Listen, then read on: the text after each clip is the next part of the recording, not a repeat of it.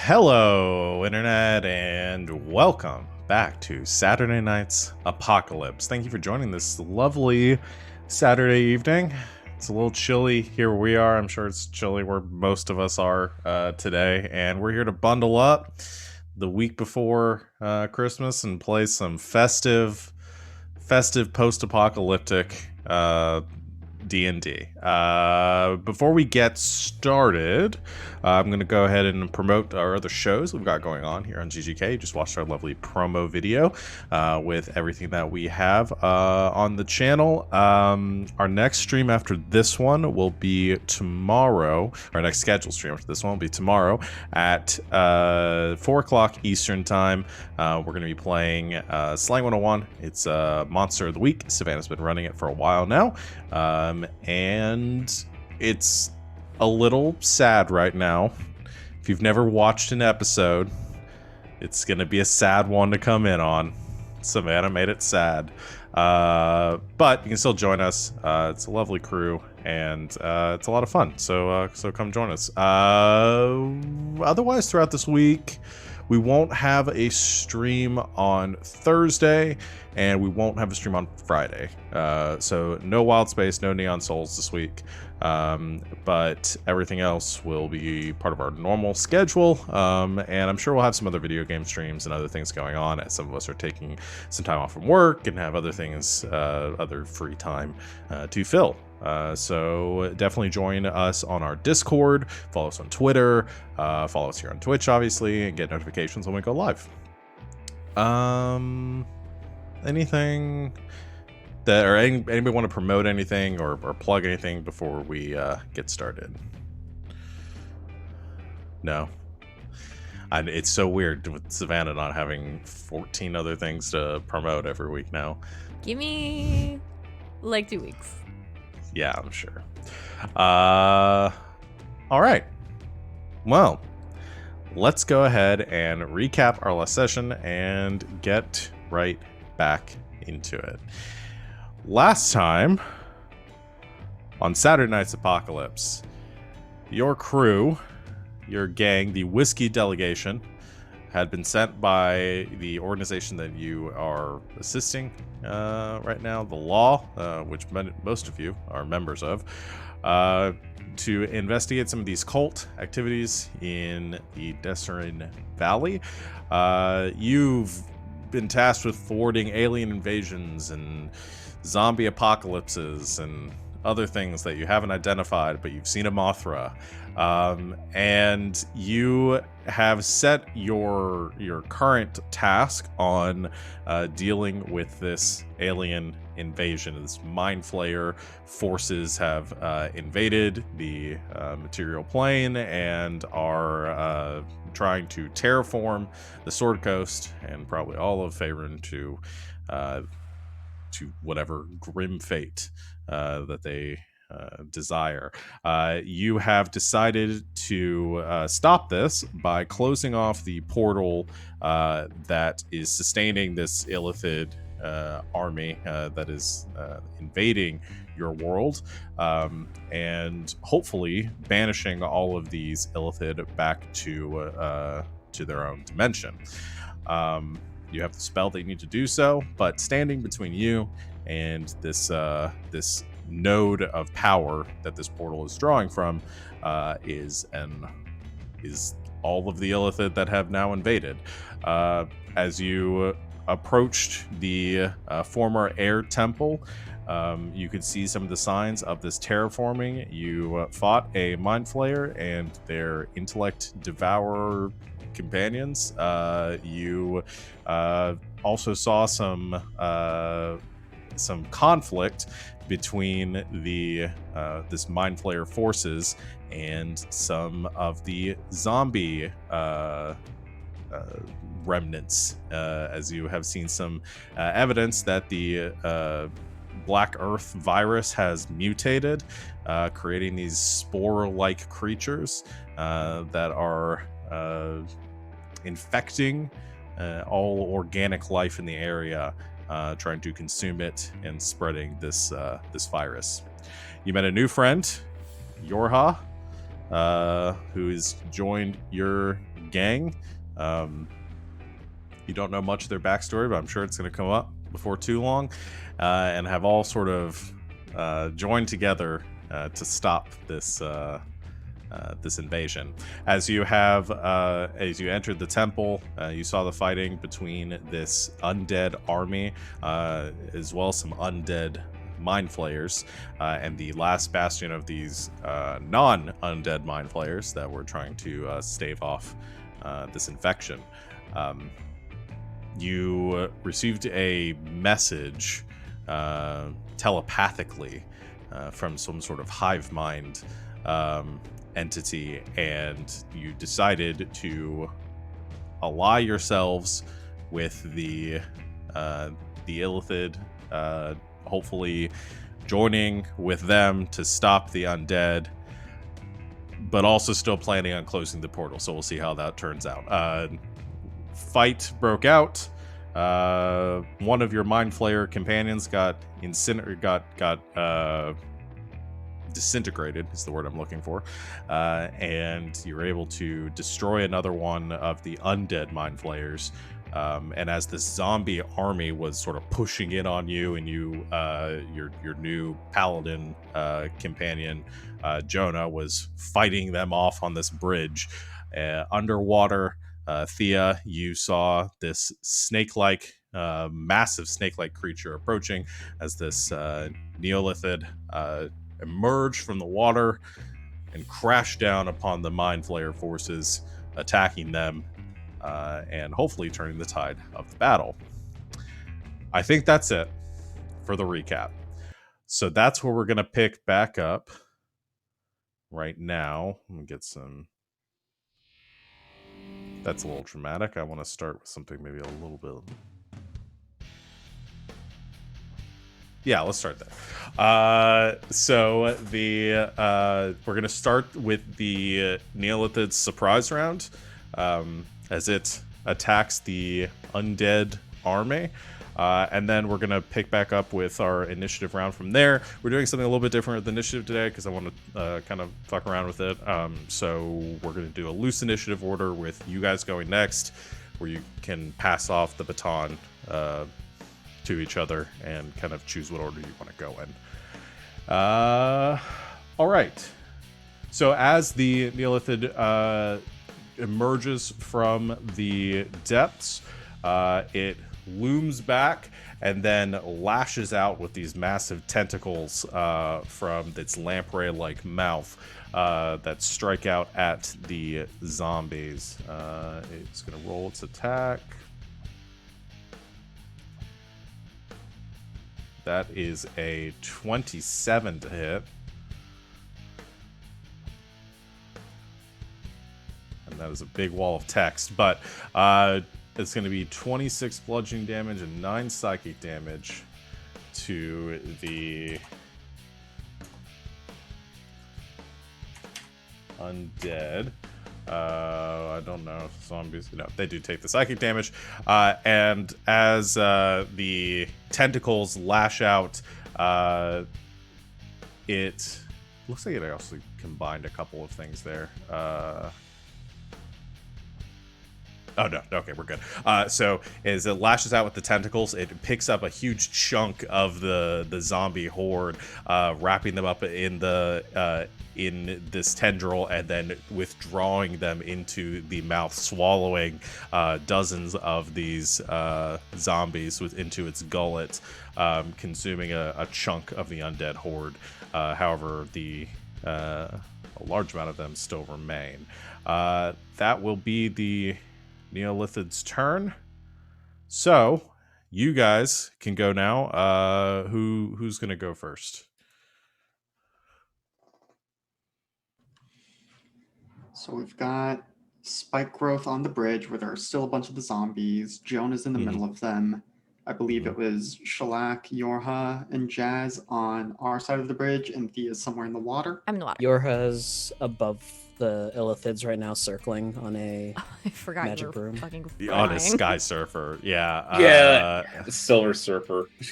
Yeah. And then the three, now the two remaining Alhoons are hovering above the undead army, alongside one of the remaining mind flayers that is on your side.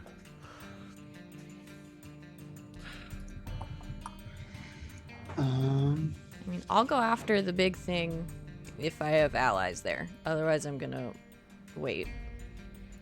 Yeah, I mean, I can definitely, because I think I'm just attacking one of the zombie mind flayer dudes. Like, I can run up and help Thea. Okay. Well, let's say Shellac goes then. So Shellac, you're gonna go attack one of the Alhoons. Yeah, let's go ahead and do that. We'll just go ahead and do 2 Radiant Sunbolt punches. Okay. Oh my gosh. Attacks. Hell yeah. That's a critical. Oh my god.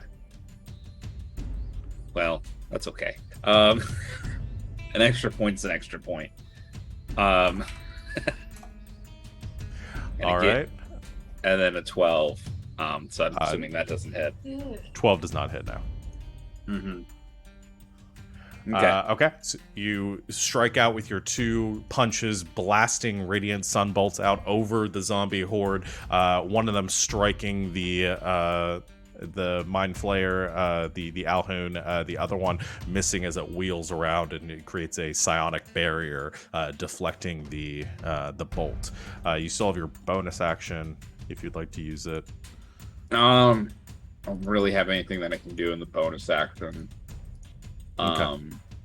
So yeah, I think that's gonna be it. I think I'm gonna just try to make my way towards the end, just ahead. Okay. And who are you passing initiative to? Let's see. I guess I'll just go ahead and I'm trying to think of who would be best to go. You guys can also volunteer. I can Yeah. grab it next. Okay. We'll go with Yorha then. Okay. It looks like the zombies are basically under control on the bridge, right? I mean, yeah, they're being hit on 2 fronts now between Jonah and the Neolithid. They are they've been pretty well decimated at this point. Over half of their numbers are destroyed.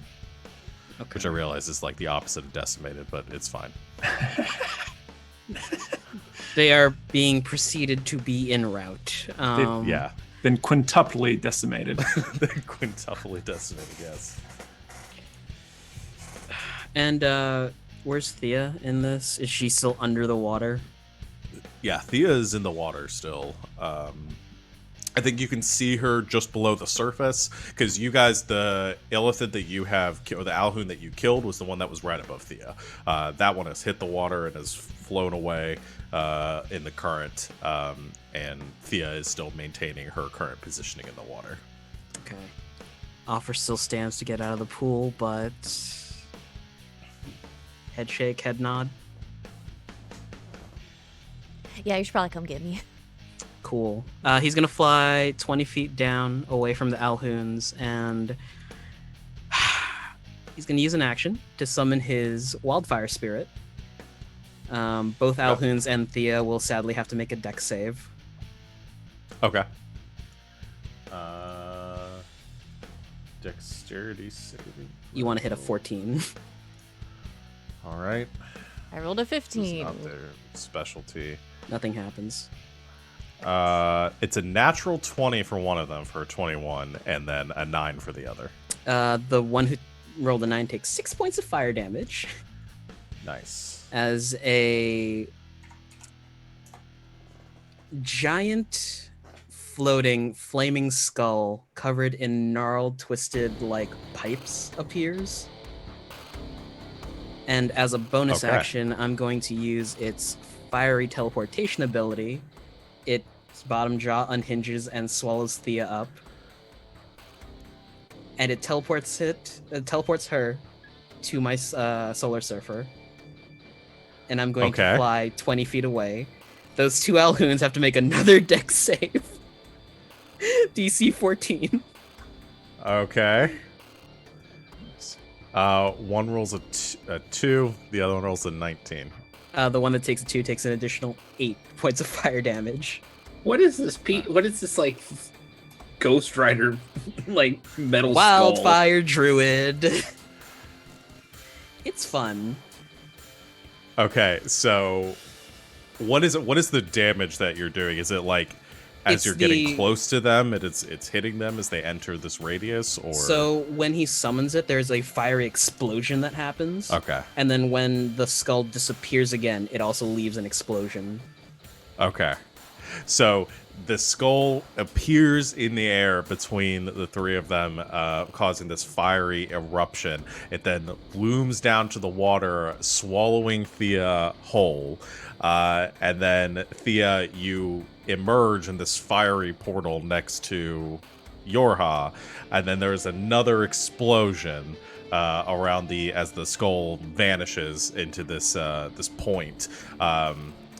Causing the two mind flayers again, both of them throwing up these psionic barriers to try to deflect the fiery blasts. Both of them getting hit at least once by the explosion. Yeah. And I'm gonna basically try my best to fly back to the rest of the group to regroup. Okay, flying back to the safe side of the bridge. I'm gonna deposit relatively. Thea on top of the zombies. No. Just kick her off the That server. was cool as heck. Awesome. That was very cool. Who are you passing initiative to? Up for grabs? I'm just gonna be swinging at the zombies so I can go real quick. Okay. Yeah. I'll just sickle myself upon them. Okay. They can't be still prone. I don't think they No, must I have think gotten up. they've collectively stood up at this Yeah. point. So I have. Well, how low is their AC? Does 11 hit? 11 does hit. Yeah. Okay, so then I got a 23 on top of that as well. I will do one cute little divine smite level 1. Okay. And then I'll do damage twice. So wait. Okay, that's right. No, it's not. So 11 plus 2. Okay, so 13 plus 15. So I forgot what I said, but 28 points of damage. Okay. And plus the divine smite, which will be 3d8. Wait. Yes, 3d8 because they're undead. Oh, 6 Ooh. of radiant. Okay. 6 radiant damage. All right. So still in the middle of all of these undead, just swinging out with the Tentacles are warp whirling overhead. Yeah, like you'll smash one, and just as another's looming towards you, a tentacle wraps around it and sucks it into the sky. Awesome. Okay, who's next? I can go, especially because we're all grouped up. I can get us with some more temp HP. That'd be good. So bonus action to do that. That's we can take up to 9 now. So Okay. yeah. So pretty much everyone, but Yeah, Up to 9 or add 9? up to Up to 9. Okay. Because it either- basically sends out pulses, and yeah, if it's better than what you had, take it. Otherwise, keep what you had. Yeah. So that's bonus action. Mhm. And then I think going to say to our allies, those of us right here, perhaps we should get inside the temple before the giant worm runs out of zombies to eat. But then is going to shoot an Eldritch Blast at one of the Alhoons. okay. I think that's only like a 16 to hit. 16. That'll hit. Okay. With the arcane firearm. Ooh, that's 18 points of cold damage. Nice. And I think we determined because they are undead, they're immune to getting poisoned. Yes. Yeah, they are immune to poison. You said So- 18 points of cold damage? Correct. All right. So yeah, you blast out with the Eldritch blast, and it is the frothy energy hits the hits the mind flayer The or the nitrously Alhoon. infused whiskey. Yeah, it freezes a chunk of them, and you see some like one of the tentacles around their mouth sort of breaks off from that, dealing some damage to their undead flesh. Okay, I think Thea's the only one left that hasn't gone. It's just yelling from the broom. Are we killing it?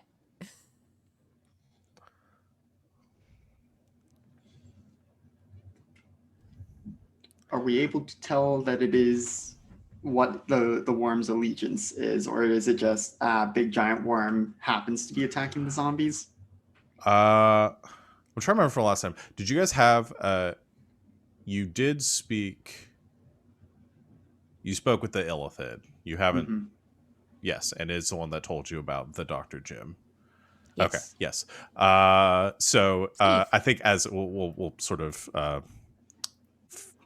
answer this question as it speaks out as you ask this.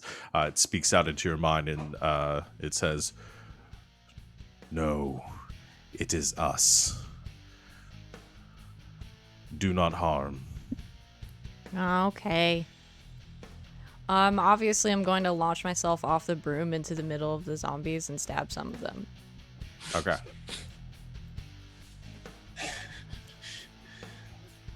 Avoid the spikes. Obviously. That is with Wind Vein a dirty 20. Okay. That'll hit. Cool. How much is my sneak attack now? All the d6s. 4.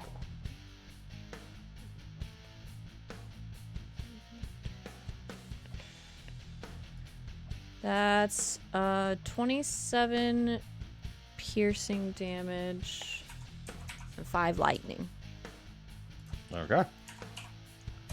So you leap off of the broom, brandishing Wind Vein, and as you land amongst the zombies caught unaware, you impale several of them with this lightning spear in one fast moment, dispatching a large collective of these zombies. Only a small handful remain at this point. Okay. I'm gonna. Well, can I bonus action disengage? You can. I will say, so the spikes are still in, are still concentration, so you will take damage from those if That's you want fine. to return to. Okay.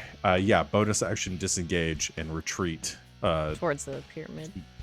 Towards the pyramid. Okay. How far are you going? What's the radius on the spikes It's a again? 20-foot radius, a 40-foot diameter. Okay. I'd say you Depends didn't on land. where I landed. You're not. I'm gonna assume you landed. You said you landed in the middle or towards the middle of them, so you're not taking the full 40 feet across. I would say we'll say 15 feet of Okay. your movement. So is that 66. 64, Okay. sorry. 64? You go ahead and roll that, RJ. 16 points of piercing damage. That's fine. I'm good. All right. And that is Thea's turn. So NPCs are gonna take all their turns now. There's one Mind Flayer left, so I'm gonna have him go first. The Mind Flayer. This one had the Alhoon grappled. Who I is not stunned, but is currently held. So it is going to essentially attack it again with the tentacles, continuing this pressure, trying to extract the brain from this undead brethren. That's 2 natural ones though that I rolled. So that is a definite miss. Dang it, Eugene. Oh, Eugene. My poor son. Okay. 2 Alhoons. Neolithid. Okay. The Neolithid's gonna go. It's gonna use its tentacles again against the zombies. That is 26 bludgeoning, 13, so that's 39 point. Okay. That is going to finally deal the killing blow to the zombie horde, and you see just as the last few zombies are wrapped up within the maw of this Neolithid and they are drawn within, lets out a burp and then turns its sights on the Alhoons. One of the Alhoons holds up a hand towards the encroaching worm creature and is going to fire a familiar beam of disintegrating energy. Actually, I think they both just do that in unison at the Neolithid.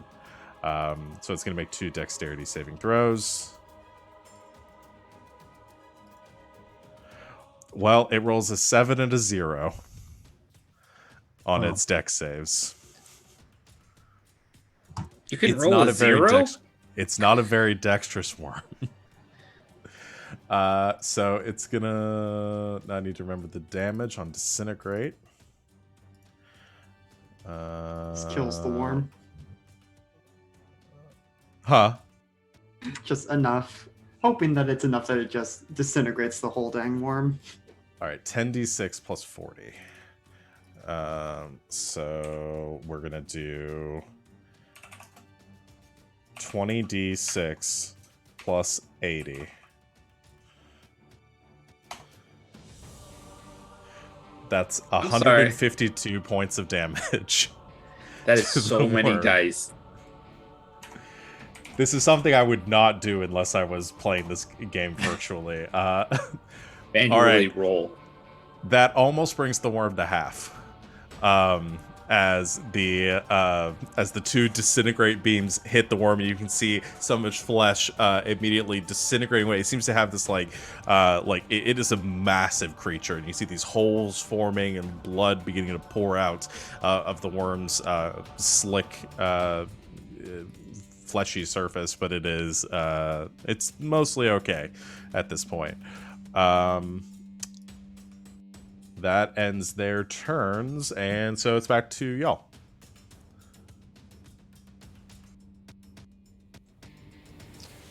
All right. With 2 Alhoons remaining, hovering over the bridge. By the way, is Alhoon like the name of like a game show host or something like that? Really, it's like every time I hear it, I just... Hi, I'm Alhoon, and what? Hi, I'm Alhoon. Wheel of Fortune. It does sound like it. Are they floating in the air? A little bit, just enough that they're like? not.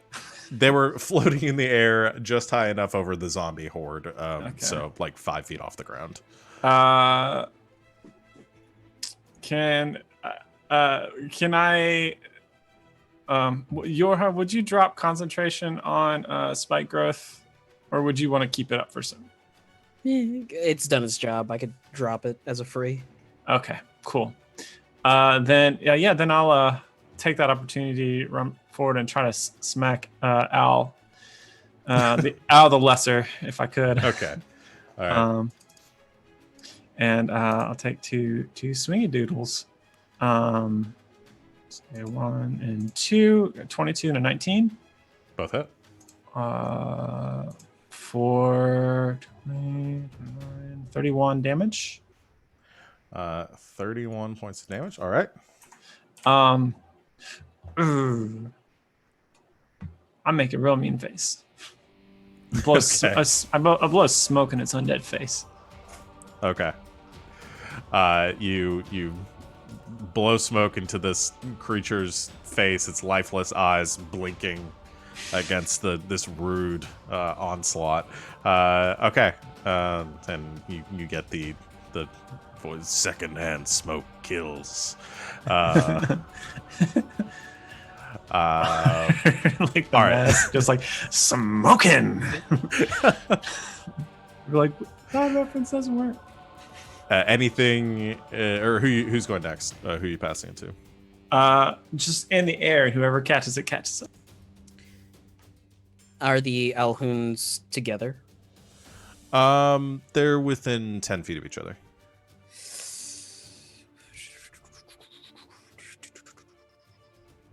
Sure. Wait.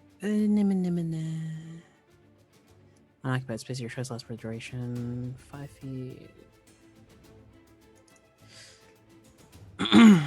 Cool. Nice. So are you gonna go, Yorha? Yes, let's do this. He casts Shillelagh on his quarterstaff. Okay. But he's What does not that gonna look get. like? He pulls a ripcord on it, and the wrought iron cage starts to spin, and then it stops, and these spikes just barb out of it. Okay. Wonderful. But he's going to use his bonus action to command his what is it? Wildfire Spirit to attack. Okay. Thank you, Sheets, for making this easy on my life. Where are you? Does a 13 hit? 13 does not.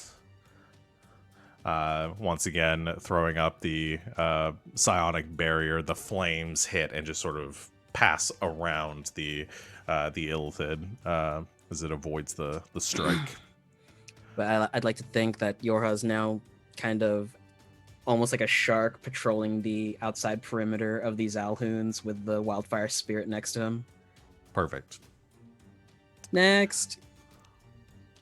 Jonah's in melee, right? Yes. Okay, then I'm going to backtrack a little bit and get in on that. Okay.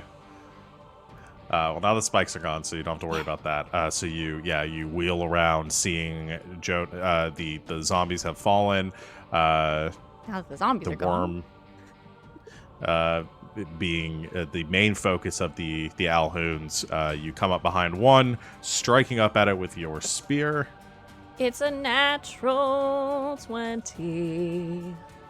Okay, yeah. Do-do-do-do-do. Go ahead and roll your damage. How many is that? A lot. It's going to be 8, 9, 10. That's going to be 12d6. Damn. Let me just do this. All right. It's 41. So 46 total. It had 42 hit points left. So you come rushing up behind in Jonah as you come into melee and you smack this Alhoon out of the air. It sort of flies backwards, its psionic barrier breaking in front of it. You just watch as the spear just like Through the smoke screen, she just kind of like materializes. Yeah, she materializes. The Alhoon wheels around trying to defend itself, and you just stab the spear straight through its head, up through the maw, and destroying its undead brain. And it just it slides off of the blade of your spear onto the bridge. And I go, that's 2 mother truckers. And then I turn around and slash at the other one with Greg. Okay.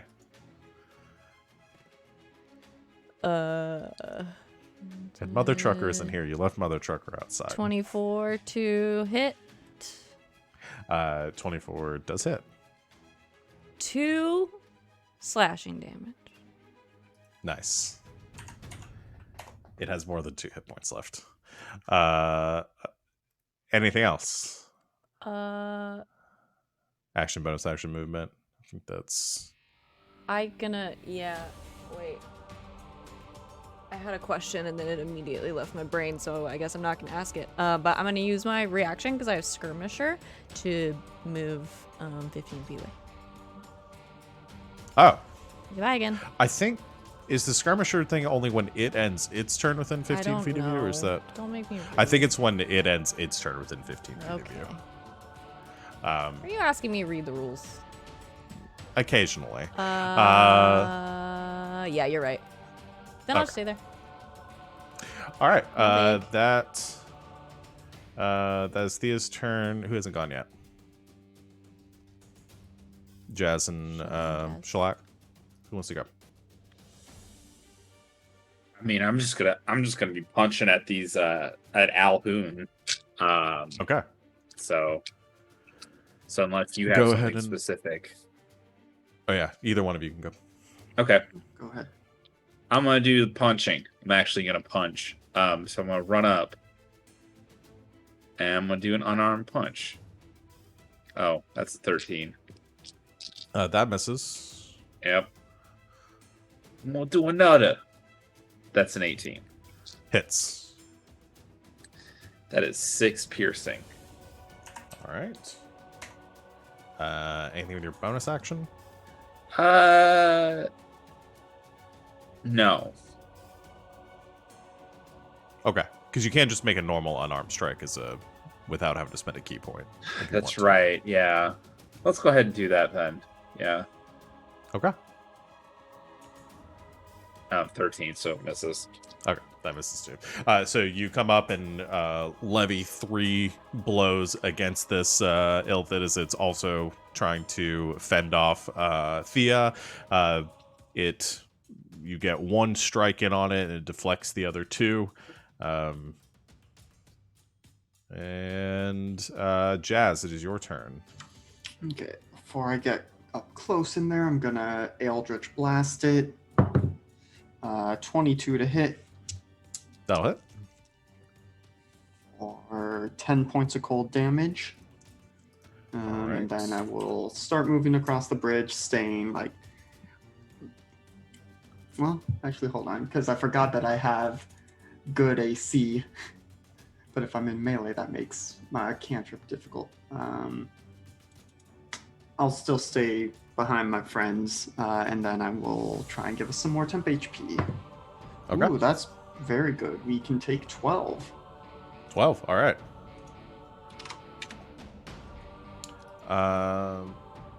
That is Jazz's turn. So it is the Mind Flayer and the Neolithid. The Mind Flayer maintain. Oh, I forgot. This one is the one that's grappled too. So all of this is happening with the Alhoon has a Mind Flayer just sort of like spider monkeyed onto his back, trying to suck out his brain. Did it like chip its tooth or something when it like tried to got double snake eyes? It's like, oh. Let's see how this goes this time. That's a 12. That's still not enough. So again, like it is trying to press in with its tentacles, trying to sort of grapple this creature's head in, but the Alhoon maintains this psychic sort of force field around it, pushing everything away, only letting a few strikes through. The Neolithid, though, is going to take its turn. Actually, yeah, because they would do this in unison. The Mind Flayer releases its grasp, seeing that this isn't going to work, and steps away. And as the Alhoon turns around, the Neolithid is going to make its strike. That is a 27 to hit for 32 points of damage, and it has to make a strength saving throw.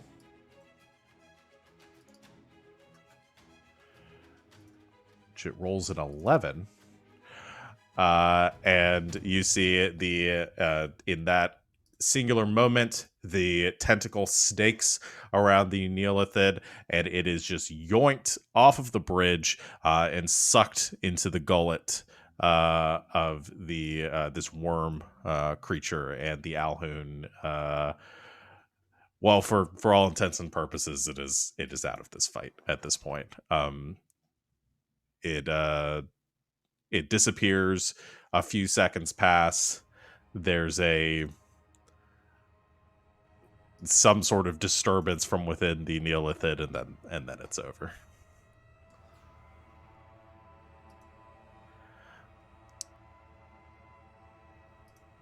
That seems And good. as the battle ends, and all of you are now standing on the bridge, the one Mind Flayer comes gliding down, and the large purple worm creature, the Neolithid, coils up onto the shore, sort of snaking over the pyramid, its mouth sort of folding inward, and the tentacles retracting as it takes a more defensive or passive posture. The Mind Flayer moves in, and this psychic, there's this telepathic voice once again speaking out to all of you, says, "We are grateful for your assistance. You're welcome. There is more to be purged further within the temple." Who we about that, boss?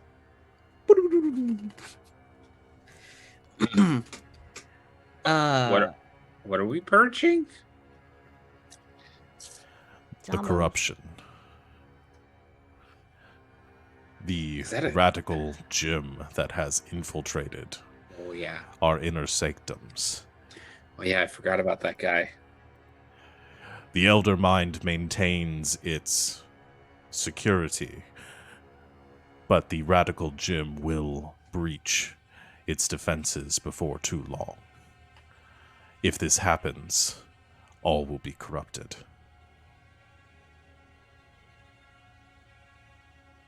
Well, that seems bad. Now, what exactly happens if Radical Jim gets in there?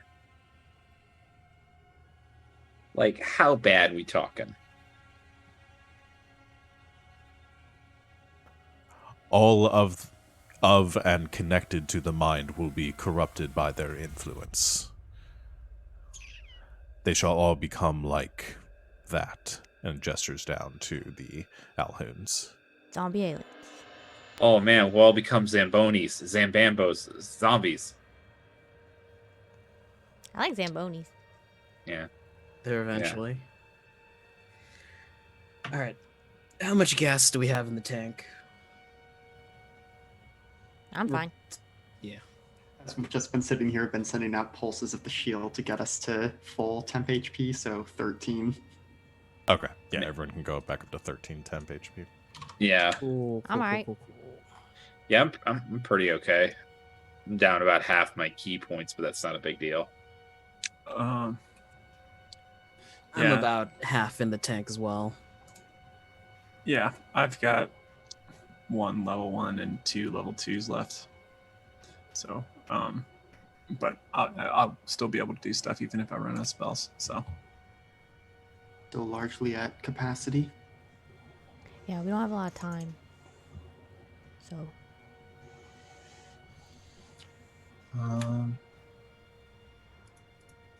If you would be... Oh, go ahead. beep beep. No,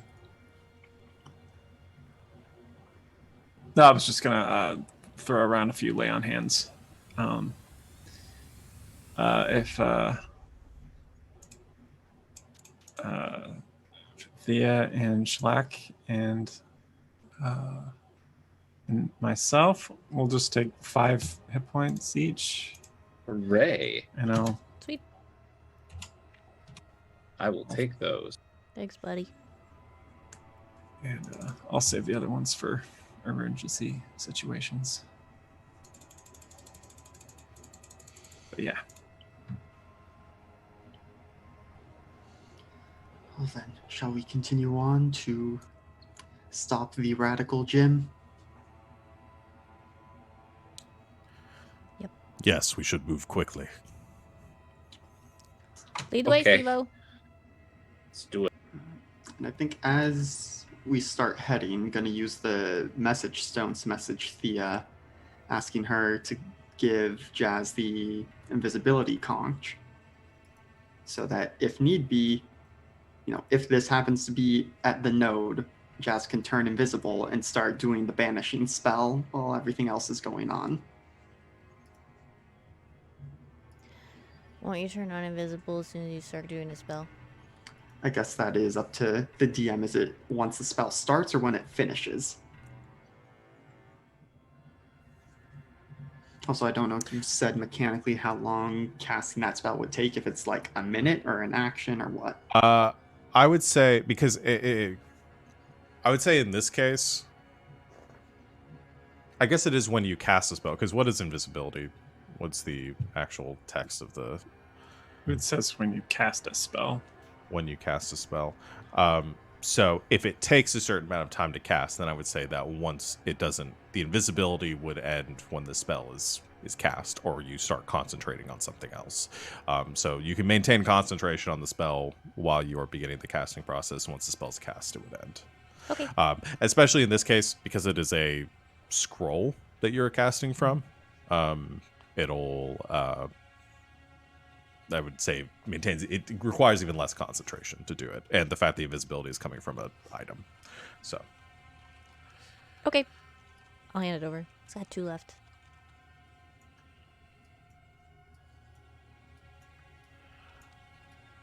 all right. So the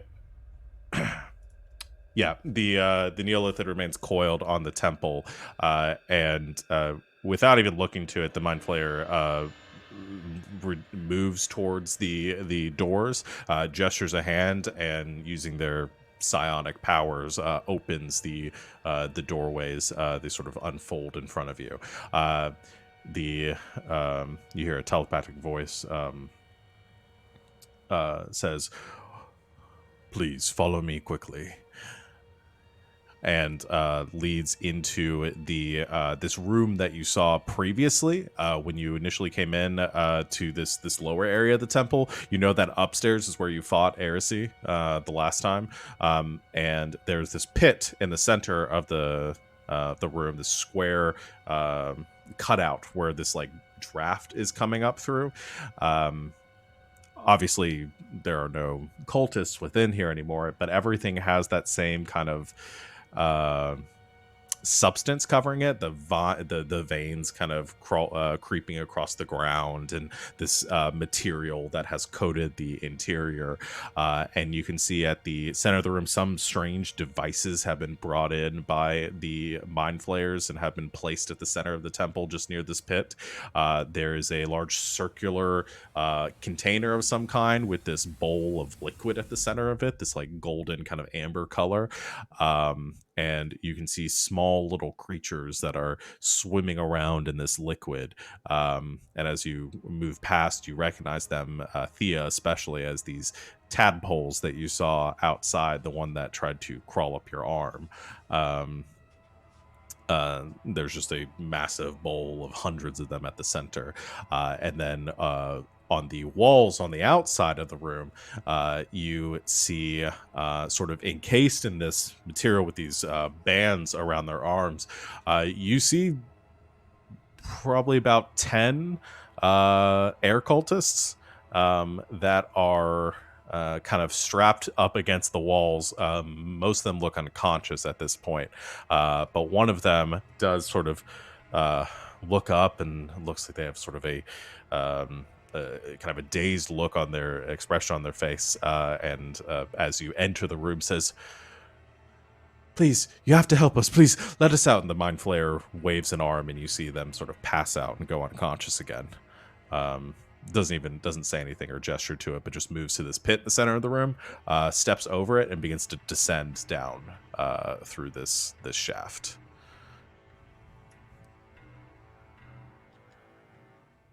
That's not unsettling at all. That I don't like that. We should be safe because last time we knocked some corpses down there and they just started to slowly float down. Yeah, you guys are okay to descend. So this 5-foot Oh, I cutout didn't mean in the that. I center of the meant room the, has a strap. Yeah, He meant the that's- hostages. Yeah. So we better.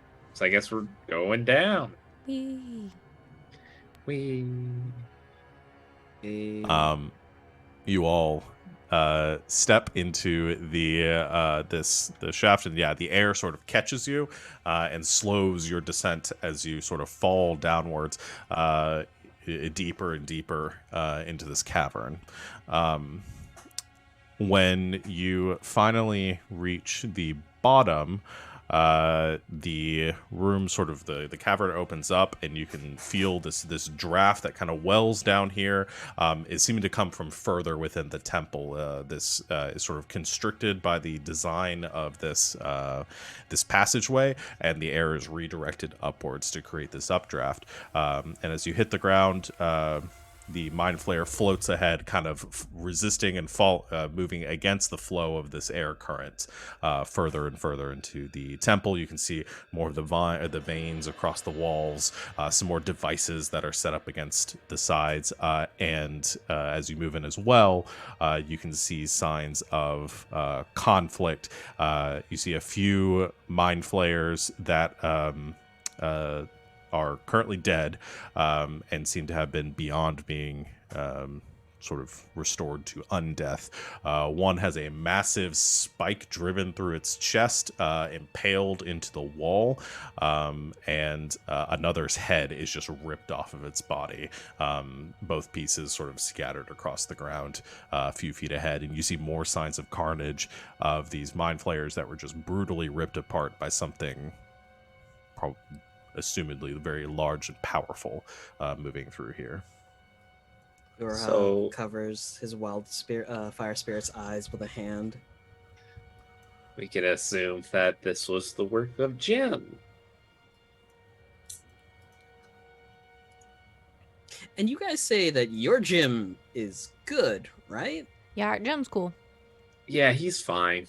Like this sort of cool, or is like chill kind of cool? No, he's No, chill, he's a super nerd. chill. He's a nerd, but he's fine. I don't think that's like mutually You know what? As far as we have seen, he does not turn into a hulking monstrosity. Yeah. Or turn He other doesn't- people into them. Yeah, I have not seen him rip the heads off of anything.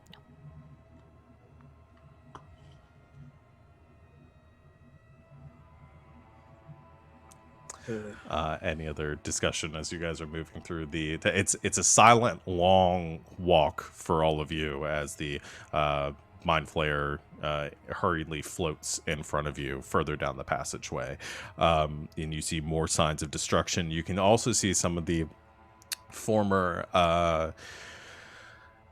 signs of occupancy from the air cult as well. Occasionally you'll see a little like a room off to the side where the door has been busted in, and you can see some signs of some old materials, excavations and restorations by the Howling Hatred that were in here, though everything has been refitted for the Illithid's purpose and then destroyed by the undead hordes that moved through here.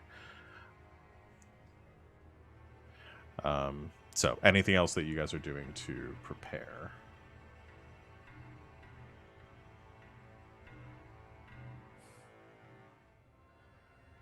There's some potions somewhere, right? You guys might have had a couple. I think we The only- have a potion of heroism or something. Our party inventory is woefully out of date. Yeah. The only potion I remember that I have listed is bottled breath, but that's Yeah. about it. We all have a bottle of breath, Uh-huh. and we have a potion of heroism. It's under the magic items that we have. Right. Okay.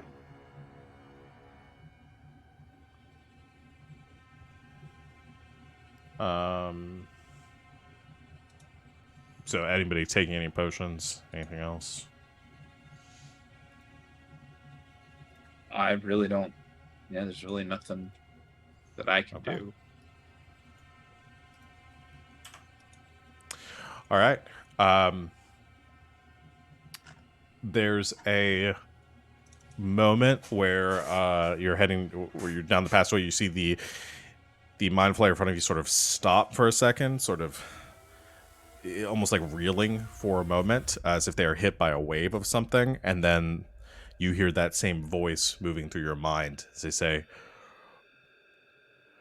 "There isn't much time left. They've almost breached the wardings," and it starts to float even faster in front of you, and you have to jog to sort of keep up as sort of they're gliding down this passageway, and as you're running and running, finally the passageway opens up into a massive cavern in front of you, and this whirling gust of energy and wind hits you that has been steadily growing and growing as you've been moving through this tunnel. And as you emerge into the cavern, you can see some more of the terraforming equipment. That is these two pylons that are constructed against the walls, spewing out more of this substance across the room that is being kind of carried out with this wind through the tunnel. More strange alien technology piled against the walls.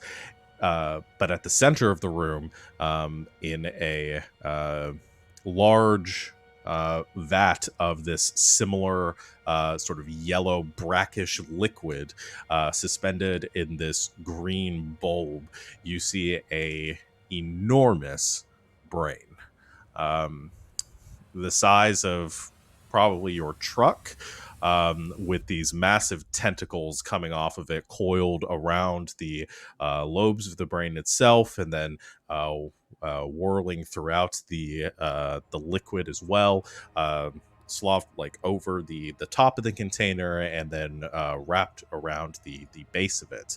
And you see this psychic field that is being maintained around this massive brain creature, which is shaking and reverberating as two zombie beholders are hovering on either side of it, pelting it with these energy beams that are being cast out from their eyes, and standing between the two beholders, smugly watching this onslaught, you see the one, the only Dr. Radical Jim, who turns and faces you as you enter, and the Mind Flayer stops a little bit away, and he's in his human form once again, largely untouched from the last time you saw him, and says, "Oh, you again. Hi, Jim. Must we keep doing this?" Yep. We must have.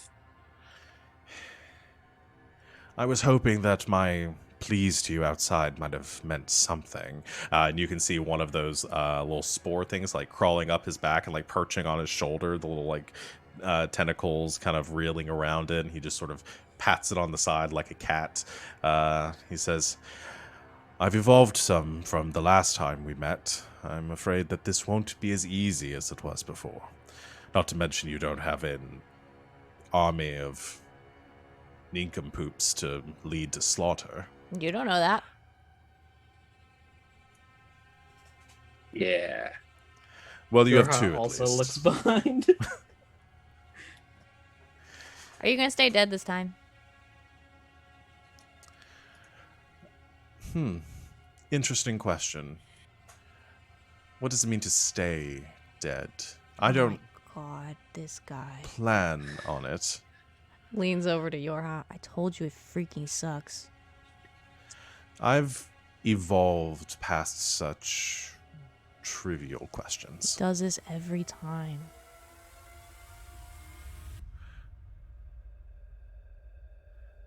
You see more of the beams being cast out against the elder brain, which sort of pulses, trying to maintain the barrier, and you can see the mind flayer sort of that is in front of you. I forgot what you guys named him. Eugene. Steve. Was it Steve? I think it was one of them Steve, was yeah. Steve. I don't Steve know. was the Yeah. big Nidus worm, wasn't it? I think Steve was collectively the consciousness that you were referring to because they didn't have a name. Yeah. That's right. Yeah, you named it Steve. Steve and Eugene. Yeah. Did he? But it maintains its position until it knows that you're going to fight alongside it as well. There's sort of a stalemate here, and the doctor says, "I'll offer you one more time the chance to leave. We're almost done here, and oh, buddy, you don't want to be down here when this finally pops off." Is there? I assume there's not anything here that seems like. Oh, and also there's the air node in the corner or something. There's a lot of tech throughout this room, and you can see this whirling energy that is being gathered here. Actually, make an intelligence check, Jazz. I'm good at those, in theory. Not when I roll a 4, so that's a 9. Let me see if this is technically an ability check, right? Intelligence. I'm gonna if I can bump myself up to a 14 if I use my flash of genius. That Yeah, may make a difference. I'm gonna do that. So giving myself a total of plus 10, that's now a 14. Okay. I need to take the worm off the map because it's not with you right now.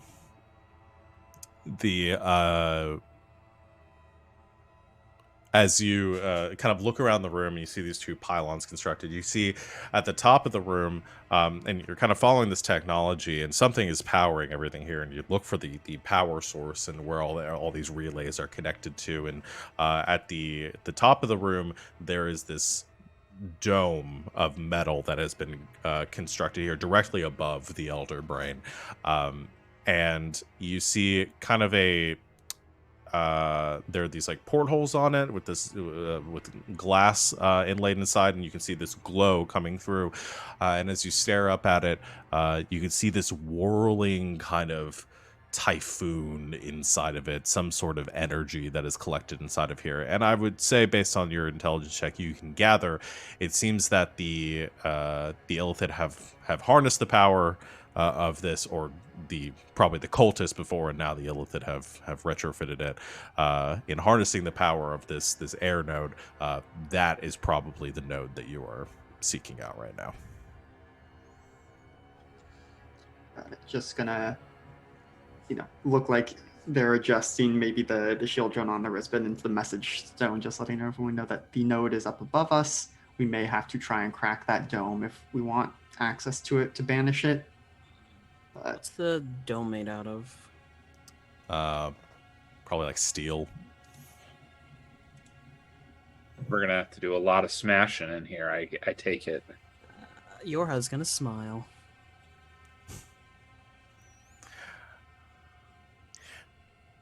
The Dr. Jim sort of straightens his lapel and says, "So, leaving now, maybe?" No. No Let's way, you waste this heckin' fool. nerd. Yeah, let's put this nerd in the dirt. All right then. If it must get messy. And you watch as simultaneously the beams from the two beholders stop and they turn towards you. Their undead eyes facing you, and Dr. Jim takes a deep sigh, and then you hear a popping and a cracking as his head almost splits in two and his body begins to morph and and break and grow, and you watch as he transforms into the same massive abomination of flesh and bone and sinew, this massive hulking creature once again, this time larger with these additional bone protrusions being sort of built up around the side of it.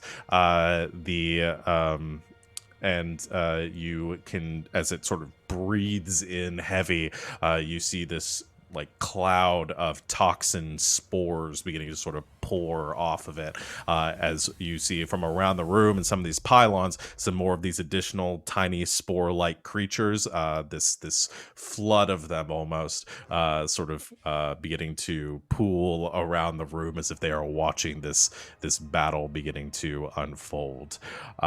And I think rather than getting a few minutes into this and taking our break, I want to take our break early and then do this boss fight and see how this all plays out. So, combat heavy episode, but we're gonna get through all of this hopefully today. Yeah, let's go ahead and take our break now. And we'll be back for a few minutes, or we'll be back in a few minutes, everyone out there. Everybody stretch their legs, take your medicine, whatever you need to. And we will see you all very soon for the conclusion of our episode.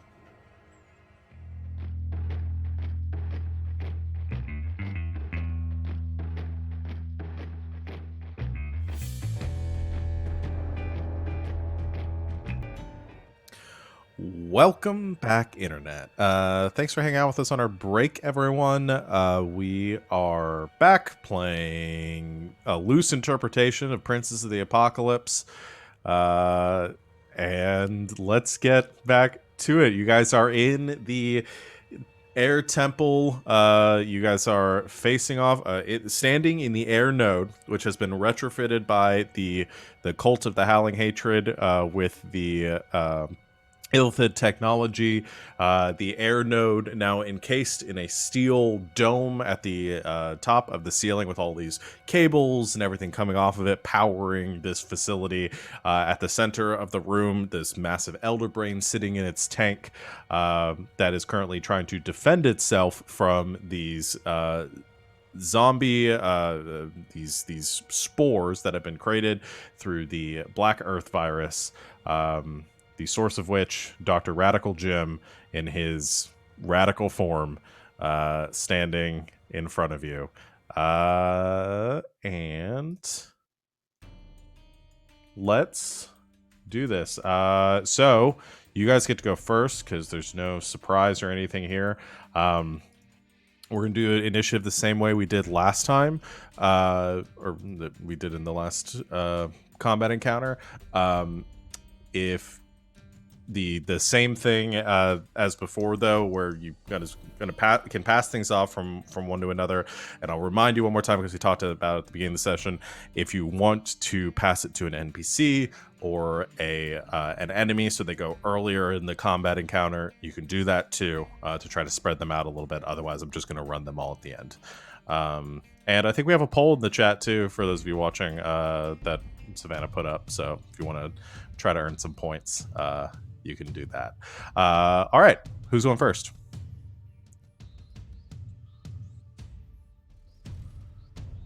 I know, RJ, you said you wanted to do some summoning.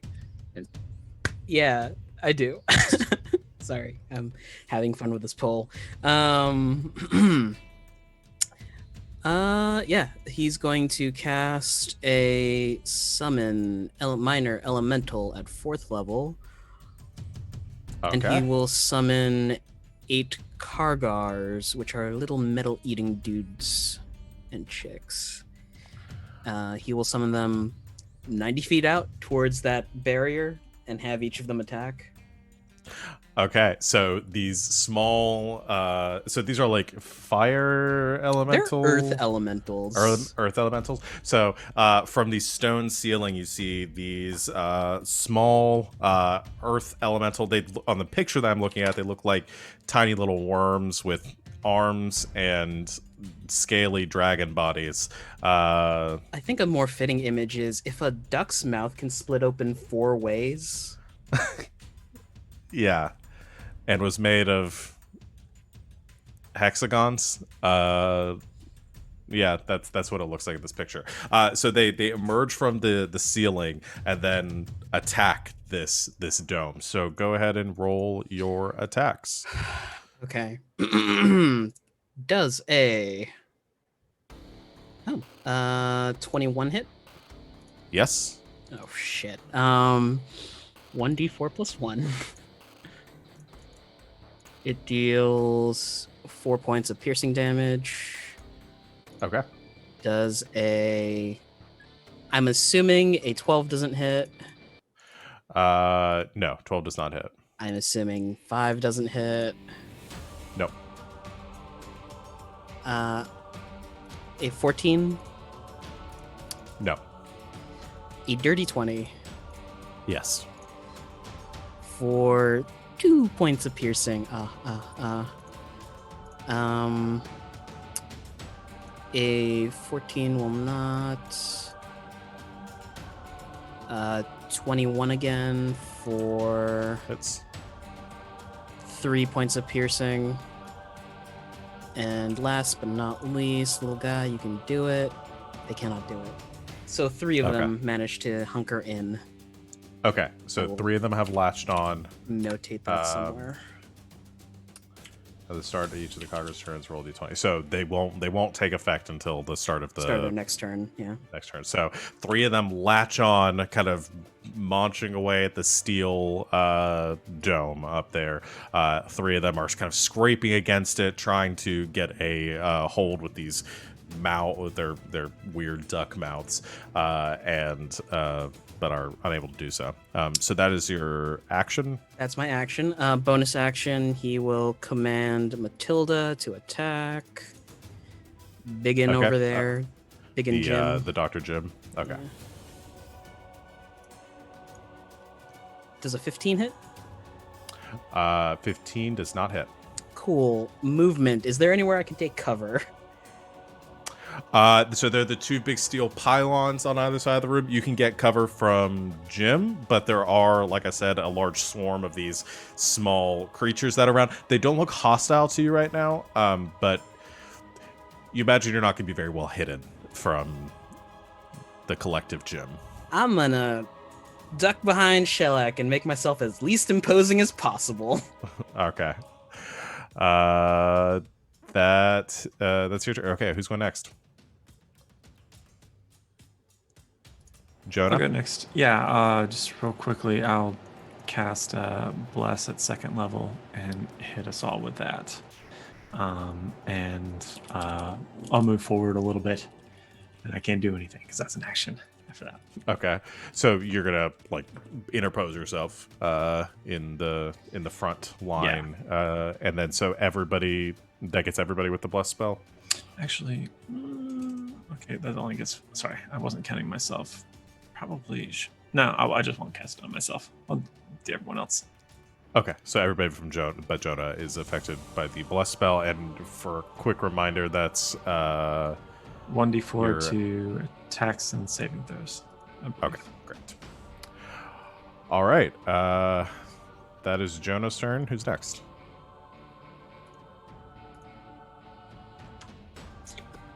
I can go. Let's see. So there are now 3 Kargras up on the dome. How many... If I were to cast Shatter, which is, I believe, 10-foot radius, could I get part of the dome and the zombie beholders? Or are they too far away? I would say you could get one of the zombie beholders, yeah. Okay, yeah, I'll go ahead and do that then. So, Constitution saving throw. And then I will say, it has the thing of a creature made of inorganic material has disadvantage on the saving throw. And a non-magical object also takes damage if it's in the spell's area. Yeah, it's a non-magical object, so it takes damage. Okay, that's much... I will never get over the 3 ones I got on Shatter against the Mud Sorcerer, but that is 13 points of thunder damage. total, and 7 does not make the con save. Great. So the zombie beholder fails. How much damage did you say? Sorry, I already forgot. 13 thunder. 13. Thank you. 13 points of thunder damage to the dome and the. Doing math. Okay. And the beholder. Both of them taking the full impact. The dome not showing any signs of wear and tear yet. But you guys have just gotten started on it. The beholder seems shook, but still okay as it's hovering in the air. Anything else? You know what? At least for now, I'm gonna get within 10 feet of our friend Eugene and give them some temp HP as my bonus action. Okay, yeah, good idea. They get 12 points of temp HP. All right, I will add that onto their thing. 12 points of 12 temp HPs to Eugene. Robot, why are you breaking our stuff? Oh, also you gave me shields. What are you doing? But that is my turn. Yeah, so you blast, it hits the beholder.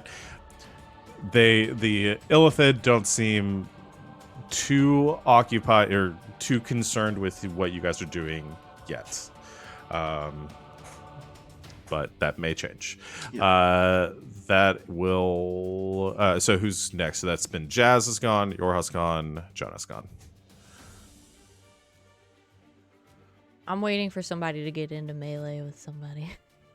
We'll say But Jonah's pretty in close, melee right? with Dr. Jim. Yeah, Oh, great. we'll count that as melee. Then I'll go, Shelly, unless you want to go. I'm going to start Jim. Yeah, go ahead. Stab them. Great. I'm going to strafe around to the side and try to spear Dr. Radical Jim. Okay.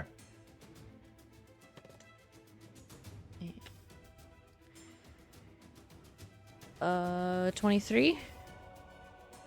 23 will hit. Heck yes. Alright. Ooh.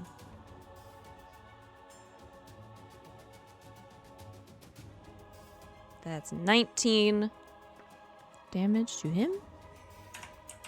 All right. It's piercing and lightning. Do I need to separate those out?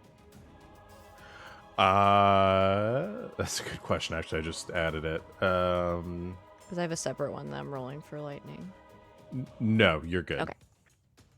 Just in case. Okay.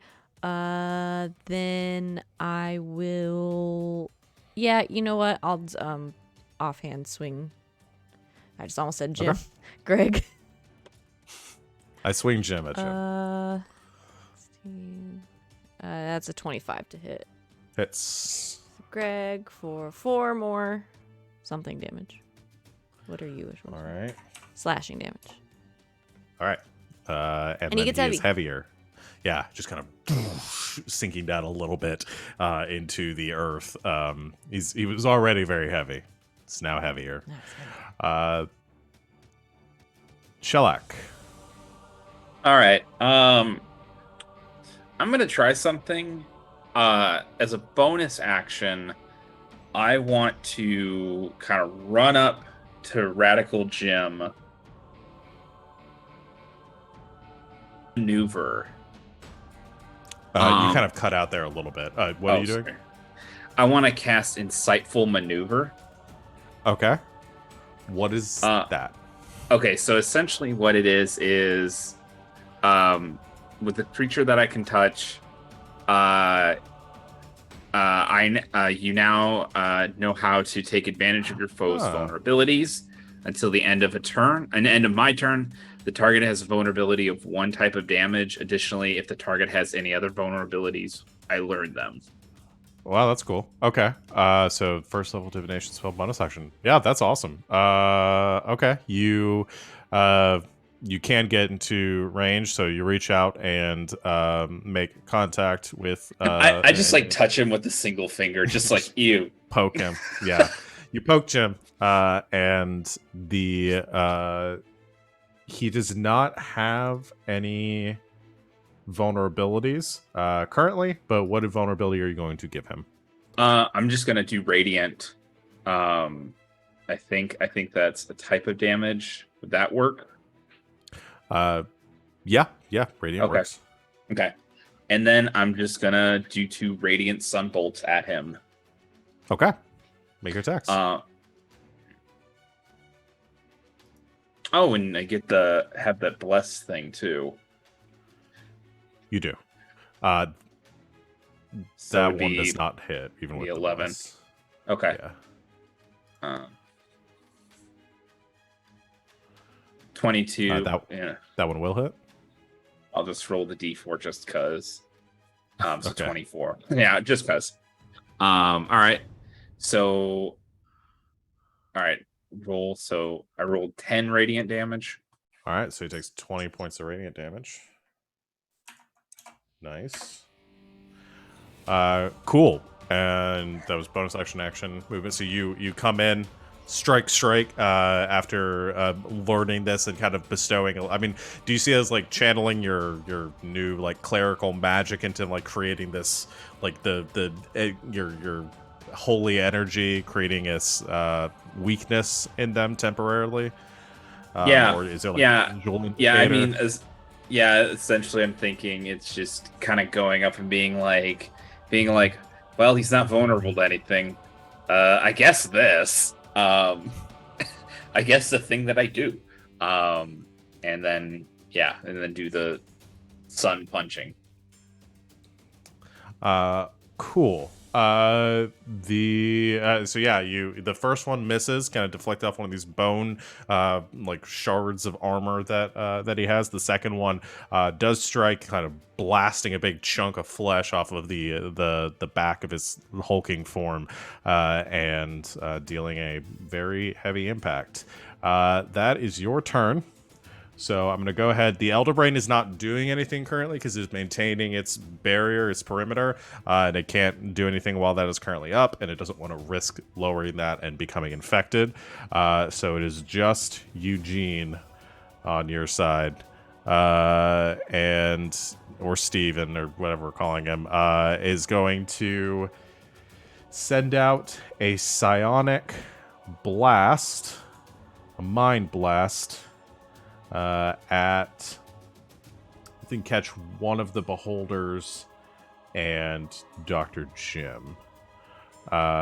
So sends that out. They have to make intelligence saves.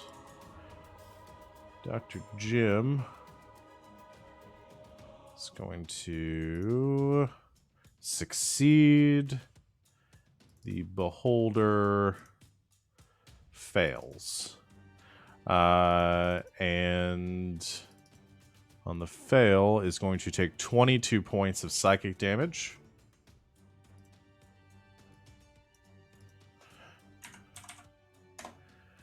Jim takes none. And the beholder, I don't believe is immune to stunned. No, so that beholder is now stunned. It will have to make saving throws on its turn. Which I'm going to go and do the beholder's turn. One of them doesn't get to act, and it's just going to go ahead and make their intelligence save. Fails. Yeah, the intelligence on the beholders is not great. The other one is going to send out an eye ray at...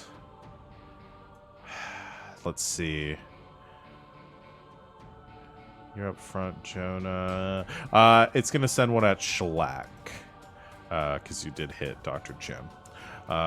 So I need you to make a dexterity saving throw. Okie dokie.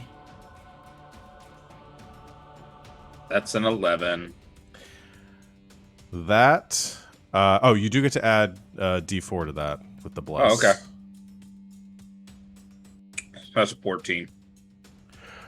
That is exactly what you need to succeed on it. So you succeed on the saving throw as a familiar-looking ray of green energy goes shooting out of the beholder's eye, hits the ground next to you, and disintegrates a portion of the ground, but avoids you, or you avoid it entirely.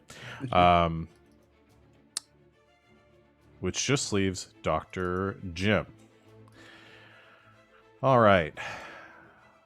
Got a couple of things we're going to do here. First up,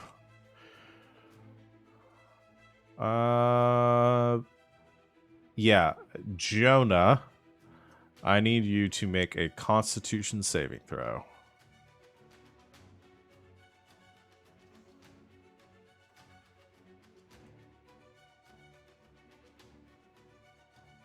Not great for me, actually. 13.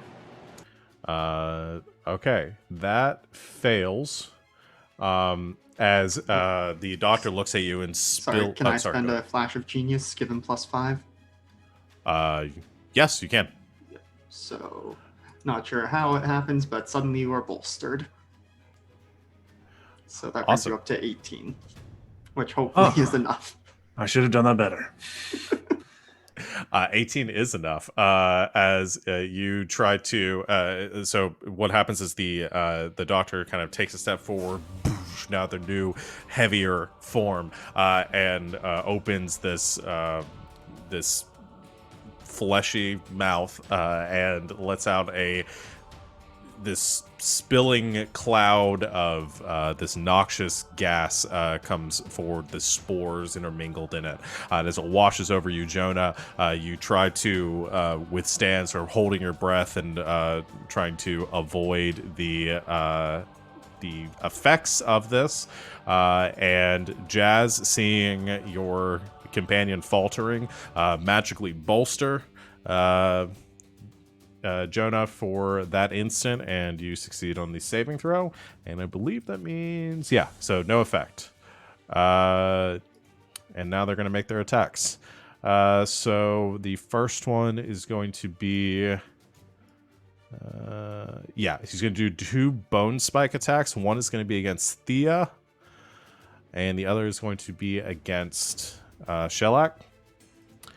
Thea, that is a 22. Yep. Shellac, that is a 27. Yep. I need you to both make Constitution saving throws as well.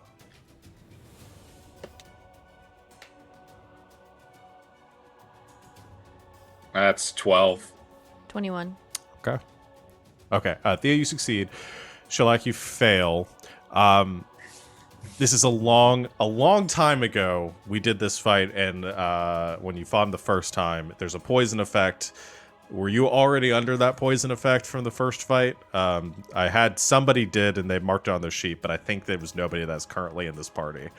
Okay, I need you to mark down somewhere on your sheet that you've been poisoned by Dr.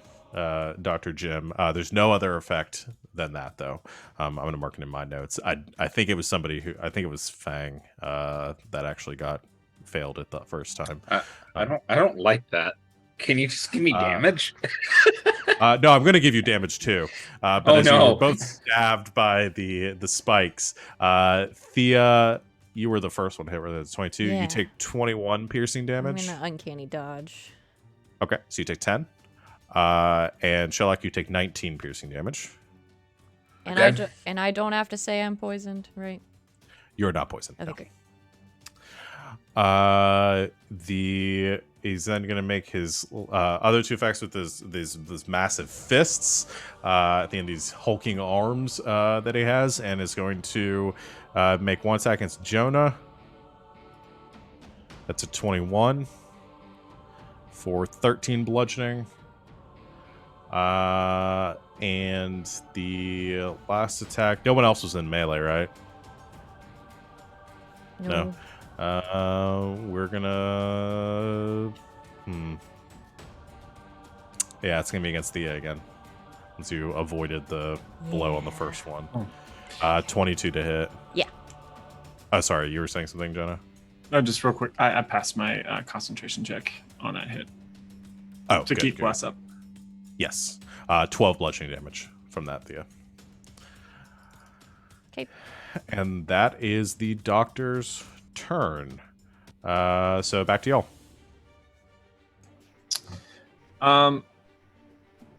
Okay, so Jonah is going to, I guess, position himself, I guess, kind of in between all of them. Okay. And I am going to hold my action. The second it looks like one of the two beholders kind of charges up a disintegration ray, I want to give him a good hard kick in the chin and spin it up so the disintegration ray goes up. Or some kind of like strength check to redirect it. Yeah. Okay. Yeah, we can do that. Cool. So that's all I'll do is just kind of looking for those cues. So that is Jonah's turn, though. So using your action to ready, do you guys want to go ahead and do the beholders' turns, or do you guys want to wait and do those at the end? If Jonah confirms the strategy, I have something that might work. I don't gotta run on the same thing. I'm just gonna kick him in the chin. Got it. I too am fluent in panic. All I can think of is, we had a baby, eats a boy. It's hot in Topeka. Ryan, you're muted. I was thinking about that commercial like 3 hours ago. Like, no joke. Okay, anyway. Okay. Yeah, I'd like to take my turn because it's going to be meaty anyway. Okay. Meteor. First off, the 3 that are nomming have to roll their d20s. A 10 plus reduces 2 successes. Okay. So AC of the structure gets reduced by 2. Next up are the 5. Does a 16 hit? No. Okay.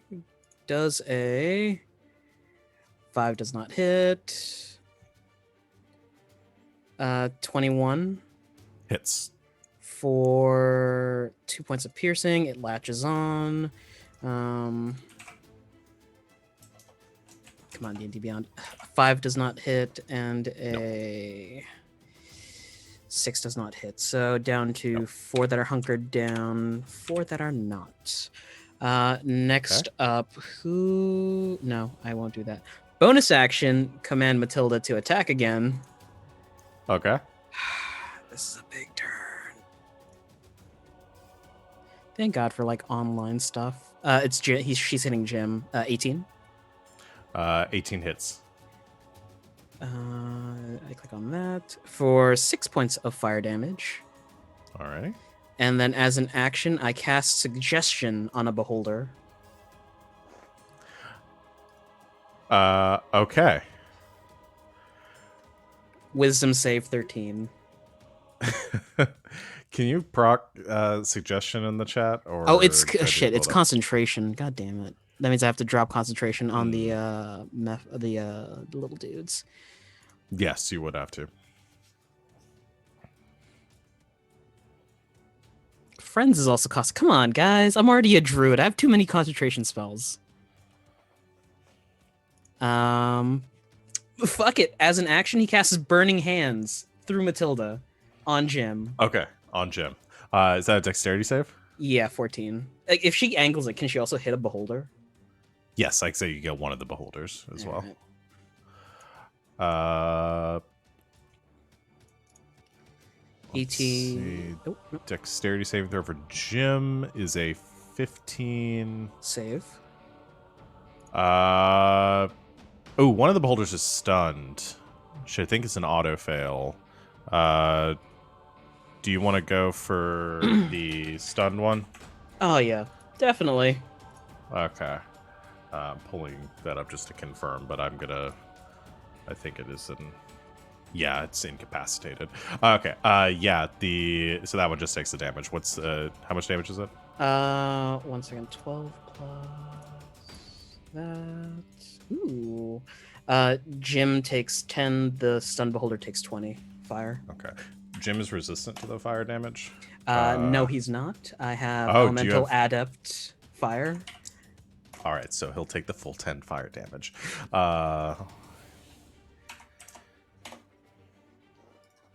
All right, that is So you send out this blast of fire energy through your flame spirit. Matilda cooking the stun beholder a little bit more, and Jim as well. Matilda opens her mouth. There's a gun barrel that pokes out with a little extender underneath it, and then it's just a spray of gasoline. I love it. Perfect. That is that's it for your turn. Yes. Great. Jim should have made a strength save to see if his speed's still reduced from being heavy. Natural 1 for a 10. Suck it, Jim. So. He's slow. He's 5 feet slower. All right.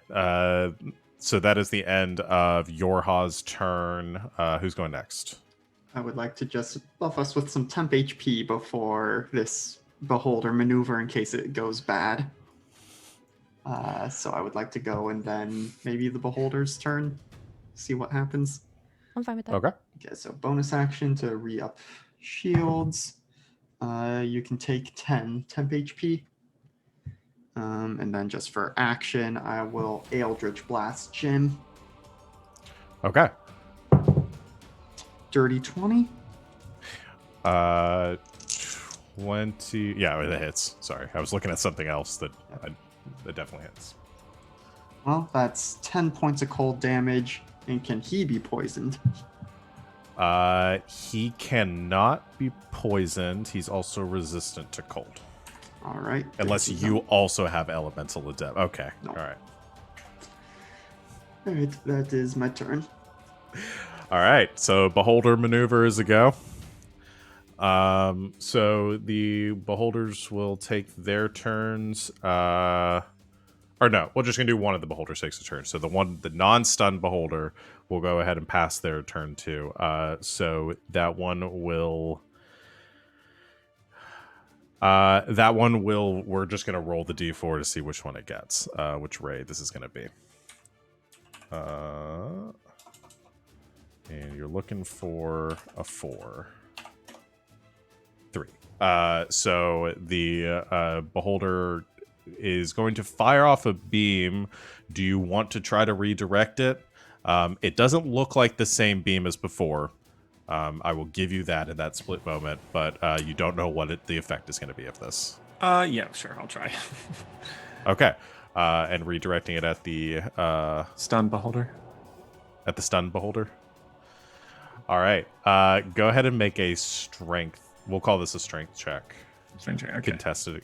Yeah, it'll just be a contested check against the beholder. 13. Okay. 8. Which makes sense because it's levitating in the air. It doesn't really have a lot to resist against. So you grab the beholder and turn it in that moment towards the stunned one. And it fires off a black beam of energy. And that beholder has to make a Constitution saving throw, which I don't think... No, it does make... It can make those saves. So it's going to do that. Con save is a 10, so it fails, so it takes 36 points of necrotic damage from the enervation ray as it is blasted with this black beam of necrotic energy, and this other beholder is having a day.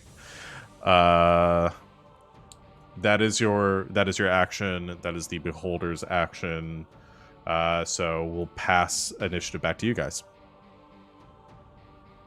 I'm gonna keep going ham against Dr. Jim. I mean, that's my plan as well. So I don't think it matters who goes first. All right, I'll do some stabs real quick.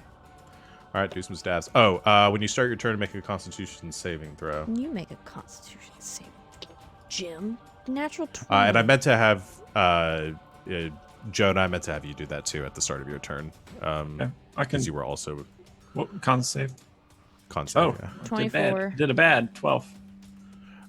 24 succeeds, 12 fails. You can also mark this mysterious poison condition as well, Jonah. Oh, thanks. We still have Bless, right? Yes. That's still a thing. That's a 31 to hit. Yes, that hits. Ah. Take that, Jim. Oh my god, it's so many ones. So bad. 6,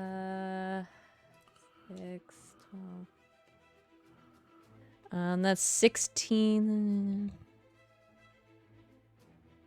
Oh my god, I can't do math. That's 21 damage, Jim. 21 points of piercing damage? Or just damage in total? It's piercing and lightning. Yeah, both of those have full effect. Okay, then he's gonna get a Greg stab. Okay. Oh no. Maybe. 17? Hits. Oh, sweet. 1. Slash. Okay. And he's heavier and his speed is now reduced by 10 feet. Okay. That ends Thea's turn. Do you want to go do your shellac? Shall I get in here? Yeah, I'm gonna do it. Let's go ahead and fire off 2 radiant sunbolts. All right. That's 21. All right. 21 will hit. That's 5 radiant. Okay. And then 9 with that bless. I forgot the bless. Oh, it's only 11. That misses. Mm-hmm. Okay.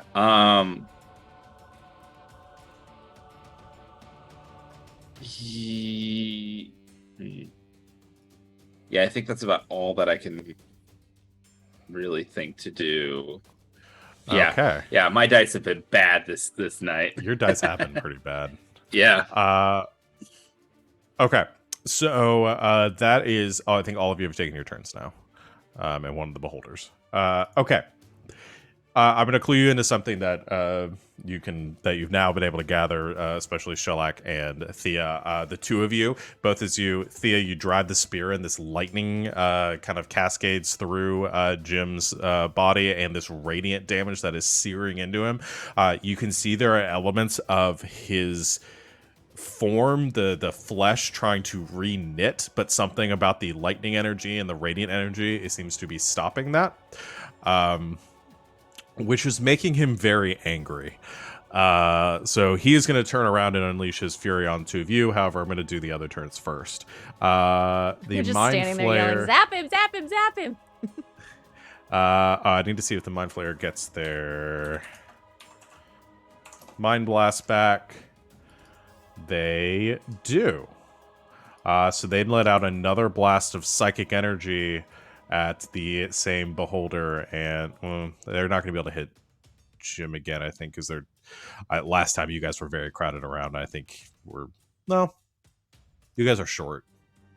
Yeah, he gets Jim in one of the beholders because he's floating a little bit off the ground. So Jim will succeed on his saving throw, and the beholder that was stunned before fails. Both of them,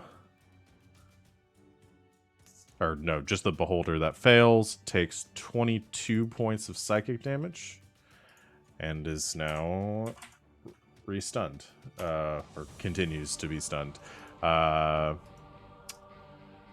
That's the Mind Flayer's turn. The stunned beholder makes another save at the end of his turn to see if it...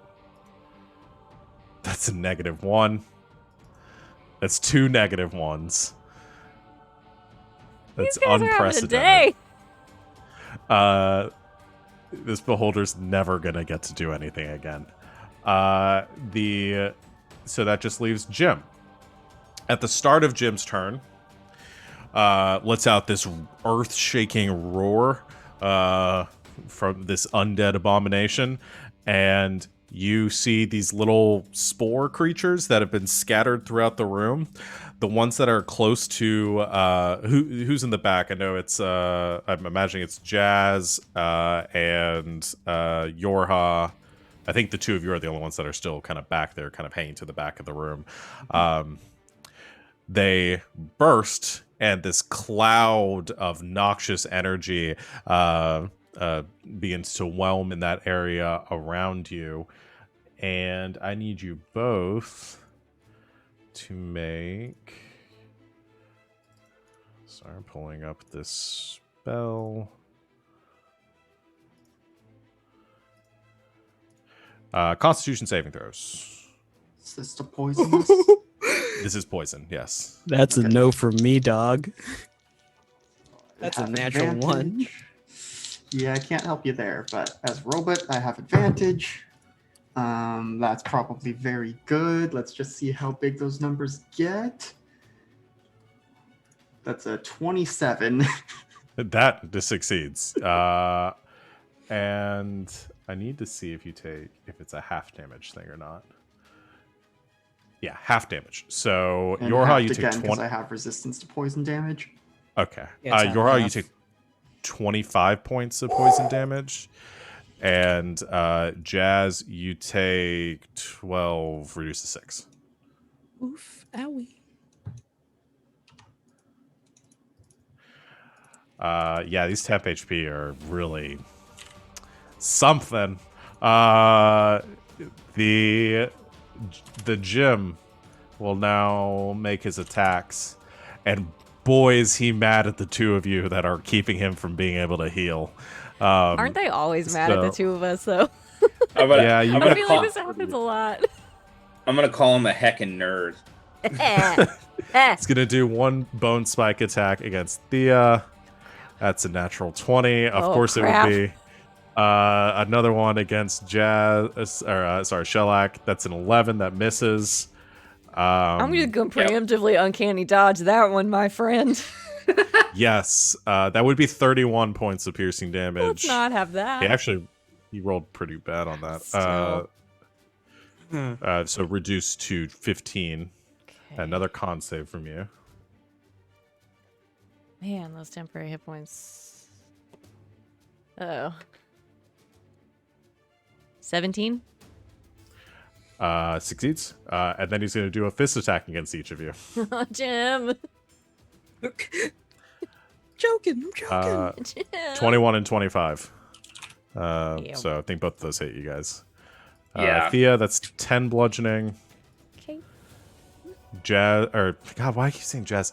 Shellac, that's 14 bludgeoning. Okay. And then I'm going to do as a reaction, do essentially like my Razorback shell, and hit him for 1d4 piercing. Okay.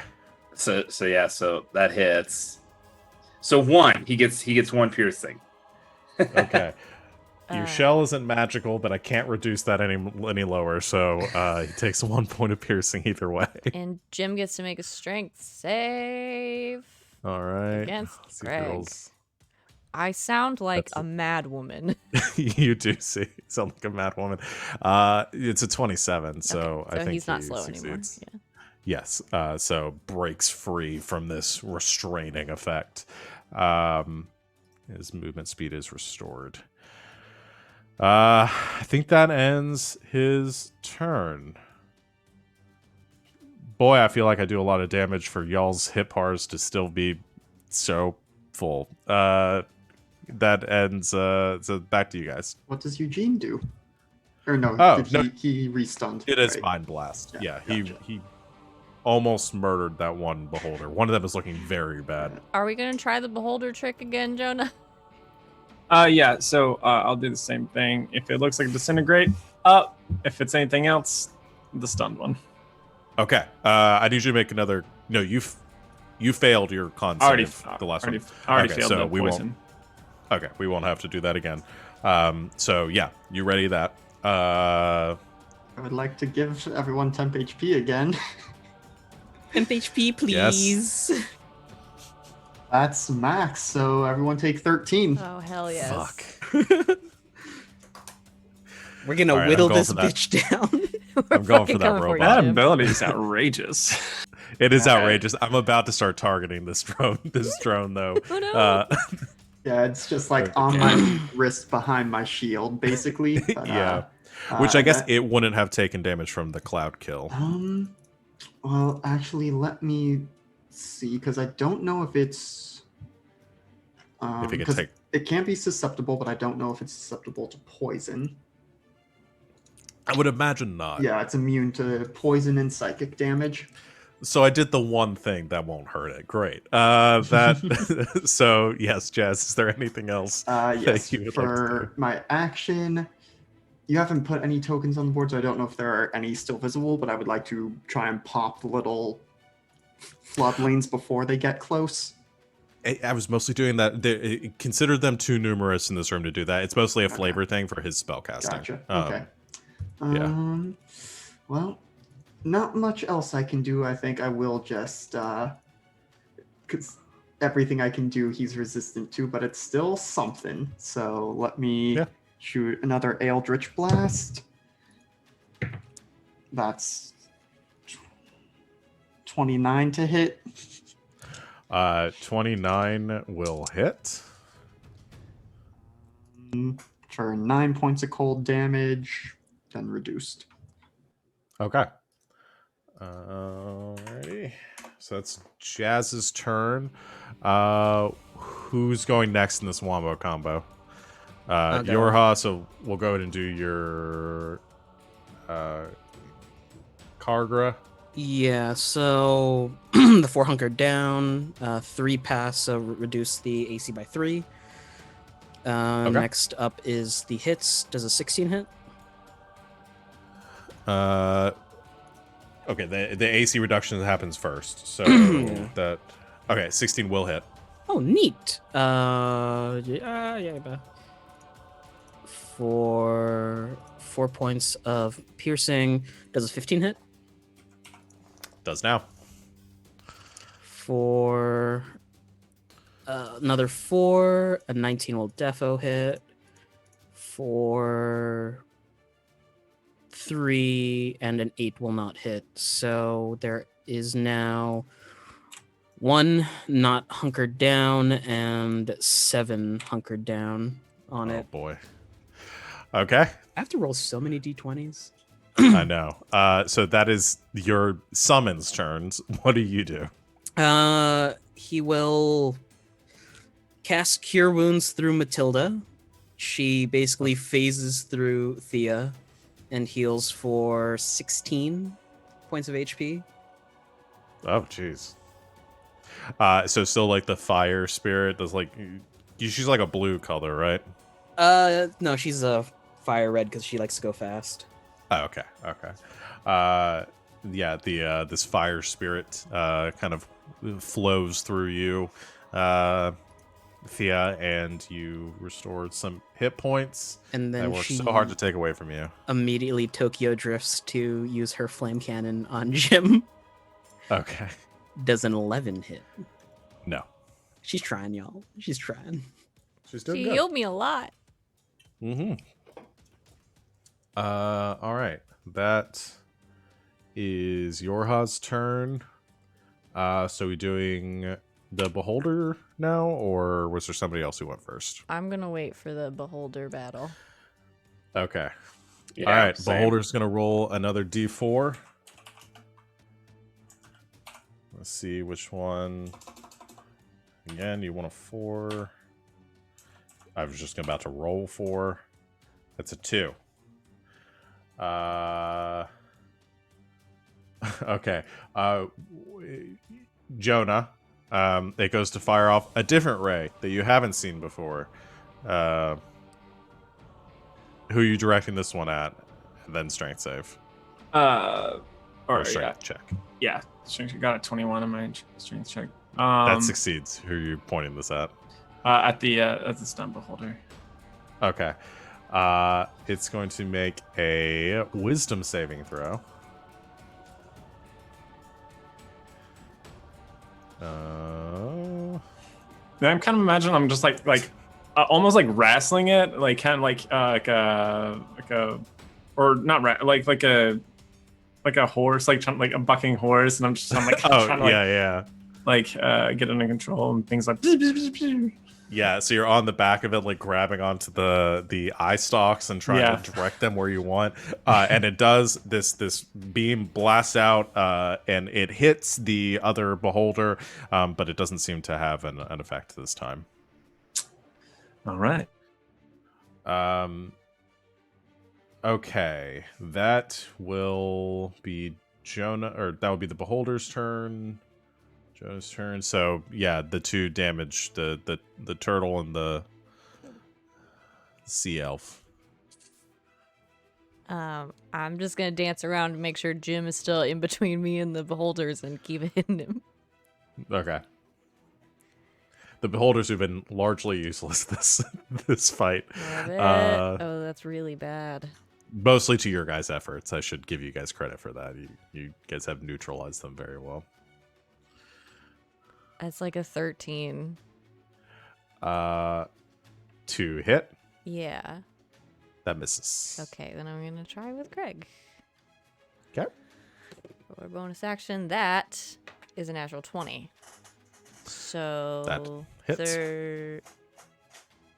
30 to hit, but yes, that okay, hits. Greg. Just to do it here. 4, 8, 10. D6. Come on, Greg. That's 47.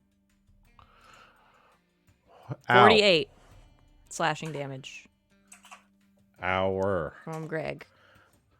Good job, Greg. Okay. You and he's you heavy again. His speed's reduced by 5 feet again. Yeah, you slash across Jim's back and lets out another roar of pain. As you miss, he avoids the strike from the spear. Seems very concerned about getting hit by that, but manages to avoid it this time. And yes, you are able to catch him in that moment, slashing him with Greg. And you see him sink into the ground just a little bit more. Shellac. We're gonna go ahead and since both me and Thea know that like Radiant and Lightning seem to be doing a fair amount, I'm gonna exploit that and I'm gonna keep using Radiant Sunbolt punches at him. That's fair. All right, Shellac, go to make your attacks. Okay, and then with Bless, it's 18. That will hit. That is 8 Radiant. Fantastic. All right, that hits. Second attack. Oh wow, that's up to dirty 20. That hits. These blesses really helped you this time because both those would have missed without the bless. I know. I was so helpful. All right, so that's 10 Radiant. And I'm going to spend a key point and do it again. Okay. Well, that's 9. No matter what I roll, is not going to make it. Yeah, that won't get high enough. And that is a 26. That hits. For 8 Radiant. Oh, boy. Okay. Yeah, you levy 4 strikes, 3 of them hitting, blasting more craters into the flesh of this abomination in front of you. This radiant energy surging through his undead form and once again negating the regeneration. That is everyone who has gone now. So we're going to see if Eugene gets his groove back. Nope, does not get it this time. And it's going to instead...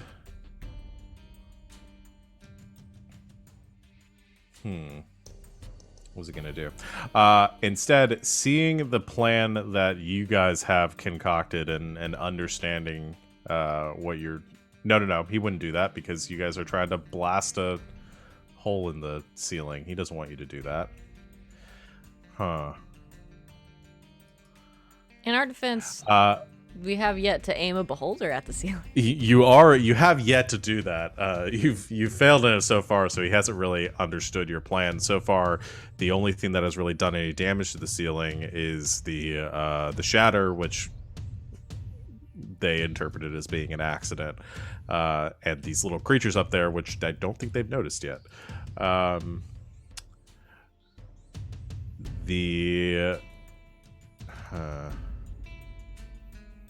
He's going to do this anyway, though. He is going to cast Dominate Monster on the Beholder. It needs to make a Wisdom saving throw. Which it succeeds on with a 20. Just completely boggling all logic. That is it for Eugene as he sends out this pulse of psionic energy trying to control the brain of this beholder, wresting it from the control of Radical Jim, but is not able to do so. The beholder will be the stunned one. Will attempt its save with an intelligence saving throw. It's a 6, still fails. And that is everyone except for the Dr. Jim. So is going to do another contagion at those of you in the back that are so screwing with him right now. Or not a contagion, a cloud kill to those of you in the back. So I need you to make con saves once again. That's so many. 27 again. That will succeed. Very well. Just hit me with those damage numbers, dog. Okay, so that's 28 points of damage to Yorha. Fuck. Which, did you make a concentration check? Yeah, he made it. Okay. So 28 points of damage to Yorha, and then 7 points of damage to Jess. I'm in danger. I will remember to heal you this next turn, because I can do that, but I can't remember the last time I took actual HP damage. It's been a minute. Must be nice. Jim is going to do something different on his turn. So at the start of his, or at the cloud kill forms in the back, this more of these spores erupting from these creatures turns around to the two beholders, one of which is being wrestled by Jonah, and as you're kind of on the back of it, you feel this impact as both of his fists slam into the beholders, and you watch as the flesh of the creatures begins to be absorbed into the flesh of Dr. Jim as he begins to meld with the beholders. Are you gonna? I assume you're gonna let go, Jonah. Are you gonna be? What are you doing here, Jonah? So he just kind of grabs them and they start getting absorbed in. I guess I'll try attack of Titan, run up his arm and pop him in the face on my turn.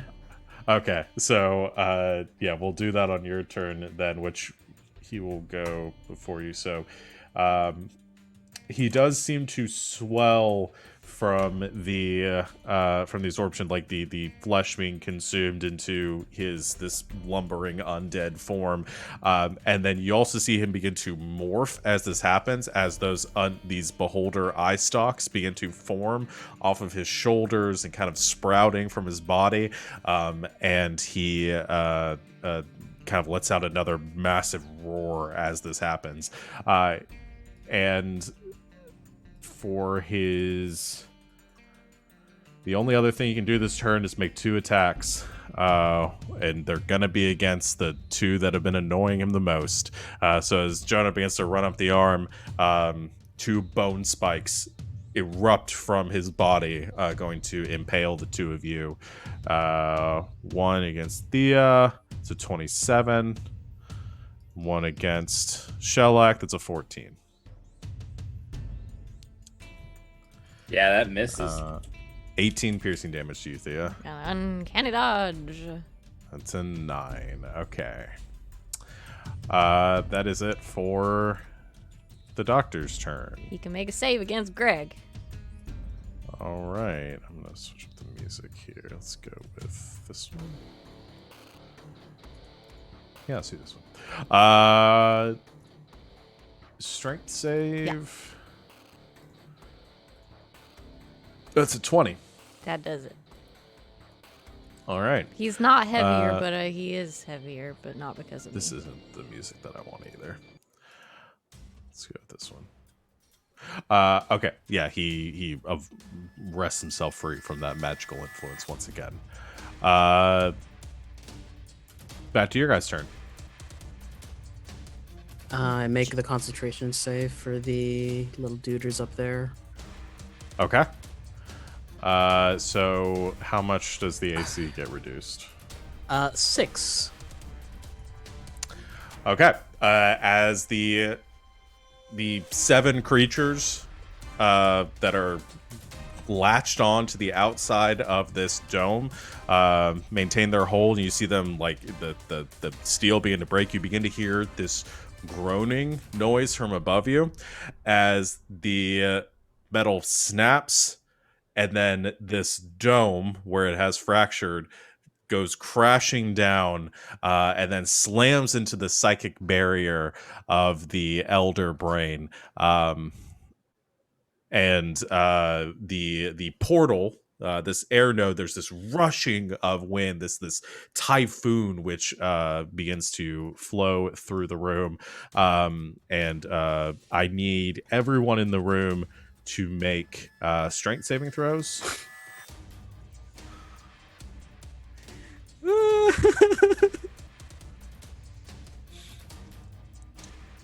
Plus bless. Yeah, I was gonna ask about Bless. Okay, cool. Who's blessed? Am I blessed? Nice. Everyone all except of us. for Everyone Jonah, except for yeah. me. Ah, That's 15 for me. Also a 15.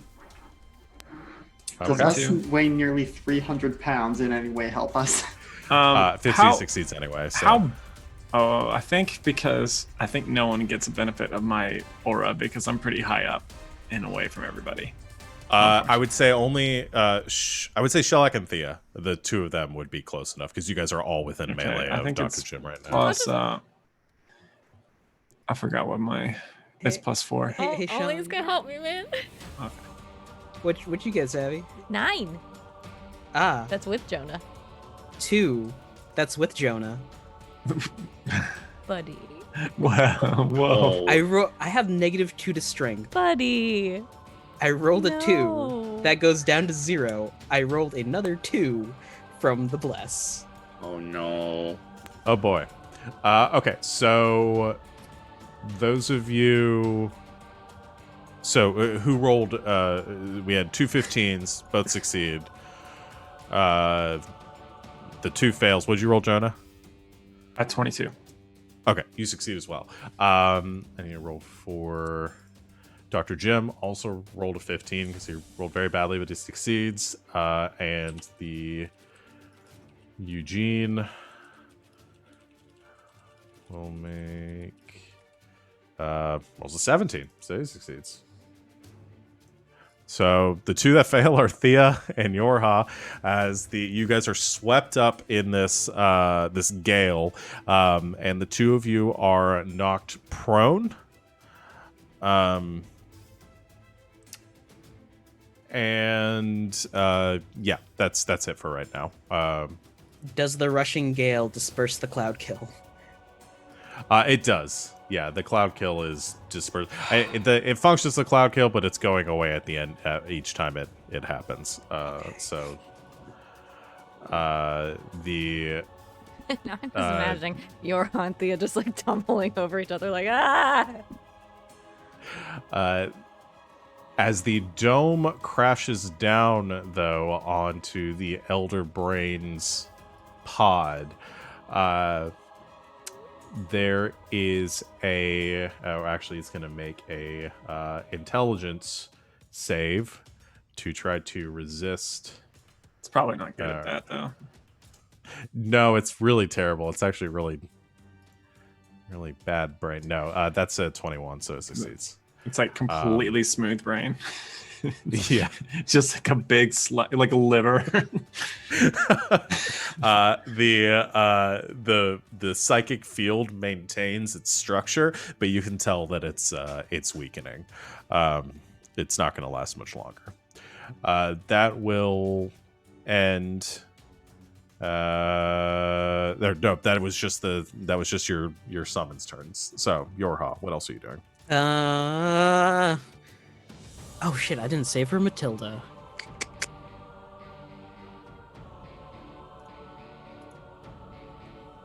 The floating skull has more strength than me. Okay, this is good. Does an 18 pass? Matilda's good. She's just like cruising through the breeze, just kind of like spinning around in a circle throughout the room, windsurfing. Bonus action, flame seed. Damn, girl. Get it. For 8 points of fire damage to Jim. All right. Half movement to get up, half movement to try and get away from the spore cloud. Okay. Or the little spore dudes behind us. Yes. You can get up. Your movement speed is reduced. What's the word? Difficult terrain is the word I'm looking for to move through this room right now. But yeah, so it's reduced by half again. But so you can't move too far, but you can get up. And as an action, he's gonna free action drop concentration on the summons because they've done their job.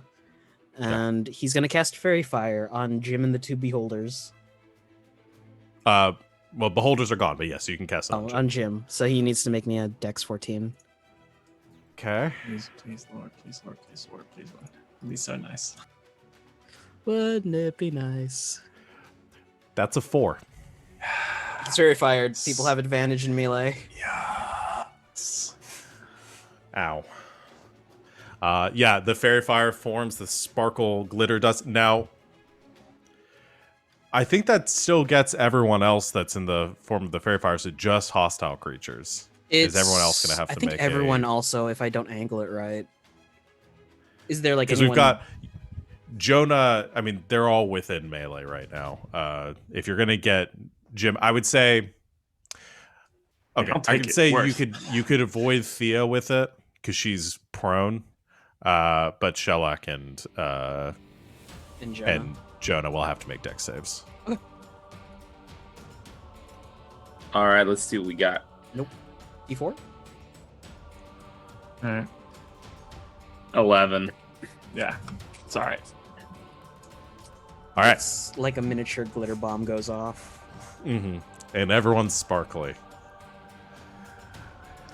Perfect. That is Yorha's turn. Who's going next? I'll go. For flavor, I like that. My length of chain, like kind of, like almost kind of whip it, or lasso it around the neck of Jim, and I'm kind of like running around his torso, like kind of holding onto the chain, like repelling against him. And I'm gonna go for 2 attacks with Iron Fang at advantage. I too have been watching the recent season of Attack on Titan, so I may do this. So for a 27 and a 24, both hit. For a total of 16, 25 damage. Damn, nice. And I'll go ahead and do a Divine Smite, and we'll get some radiant damage out. Is he vulnerable to that? Was that a 1-round thing? He's not vulnerable to it, but it does stop his healing. Okay. Yeah, it was just the one round for me. Still worthy. Yeah. Is he undead? He is. Okay, cool. 16 points of radiant damage. All right. Yeah, 16 points of radiant damage as Jonah is repelling, running around, stabbing into Jim with the with Iron Fang, and sends out this blast of radiant energy, which causes this small explosion along the shoulder of Jim. Tries to reknit, but is not able to do so, and he lets out another massive roar. Okay, who's next? I would like to go and get people healed up. Sure. So first, gonna bonus action the shield drone. That's full 13 for everyone. Okay. And then for my action, going to move over to Yorha, who probably hasn't actually made it very far. And you see Jazz pull out their arcane firearm and point it at you, but instead of the cold energy you've seen from it, it's sort of a greenish energy. It's like cure wounds at 2nd level on you, enhancing it through the gun. That's 15 healing. Nice. Nice. Okay, 15 healing, which is like half your hit points. I cannot get over how few hit points Yorha has. I have 11 in con. Leave me alone. Yeah. No, I'm not. Never. Okay, that's Jazz. And then I will just kind of step away from Yorha, seeing how they had tried to move away to make some distance between us for the cloud kill. Okay. So it's Yorha, Jazz, Jonah. So Thea and Shellac. I'm gonna go for his knees. Okay. I assume you stand up. Yes. Okay. So I can reach them. Yes.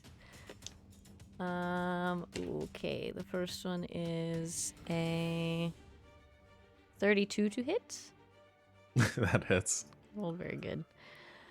That's with that's with the spear.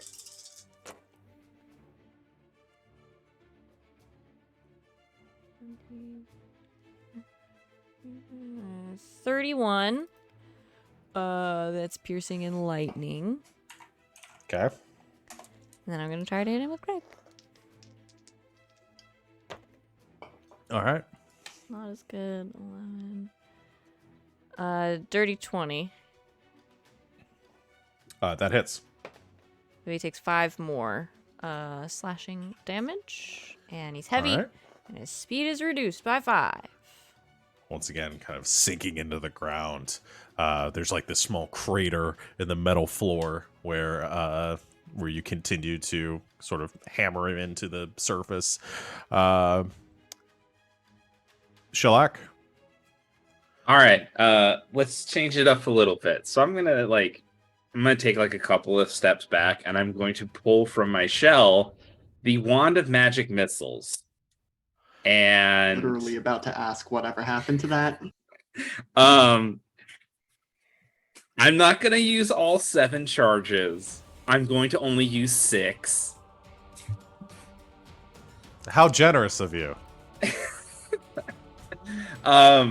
So is that just 7 magic missiles then? No, because it's 3 for the first one, so it's 3 9 plus 5. So 8. 8. No. Oh, 9. okay. Yeah. Okay. 8. 9. 1 8, plus 1 okay. plus 2 plus 1. It's 8. All right. So that is a 1d4 plus 1. Roll that sucker 8 times. Well, you got lucky. It's only 18 force damage. It should be 8d4 plus 8 because it's 1 for each magic missile. So okay. add 7 onto that. So 25. Yeah. Okay. All right. 25 points of damage as you pull out the Wand of Magic Missiles, the bane of my existence, and send a flood of magic missiles go firing off, and all of them crashing into Jim, who's looking very, very bad. Well, I mean, he didn't look great to begin with, but I guess that's a matter of your perspective. Anything else? You could use That- your that's Eye gonna- of the Beholder, which he now has 2 of. Yeah. Oh, no, he's got 10. That is going to be the end of your turn, which is going to put it to Eugene's turn. Eugene, my man, does he get his blast back? He does not. Can't do another dominate. I guess Eugene just throws himself at the is gonna make a tentacle attack. If this kills it, I'm gonna be so fucking... Okay, no, he misses. So Eugene comes rushing in to try to make his attack with the tentacles, and Dr. Jim just backhands Eugene out of the air, and he goes like spinning in his like anti-gravity or levitation and rights himself, but is not able to do any damage. Dr. Jim's turn. At the start of his turn, 3 of the eyes are going to make eye beam attacks at 3 people in the room. Boy, this is always the fun thing to decide.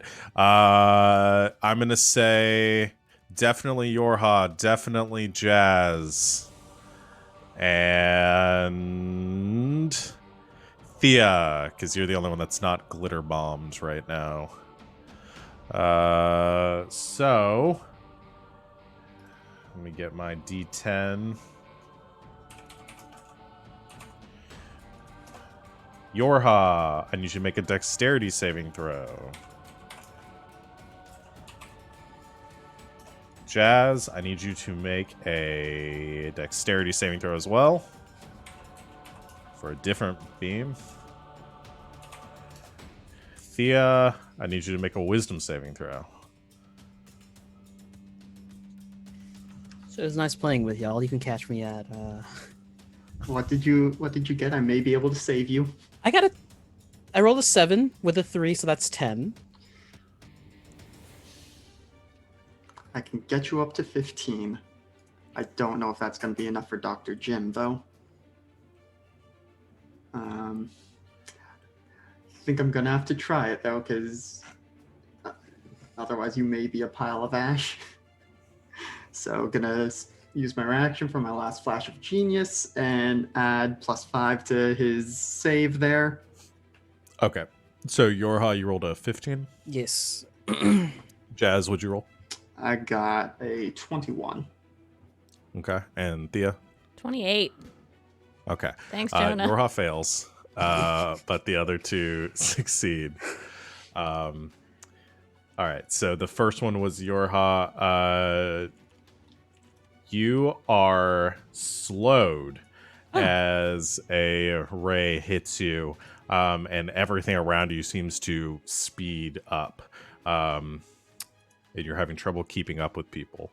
So you can't take reactions. Either take an action or a bonus action, not both.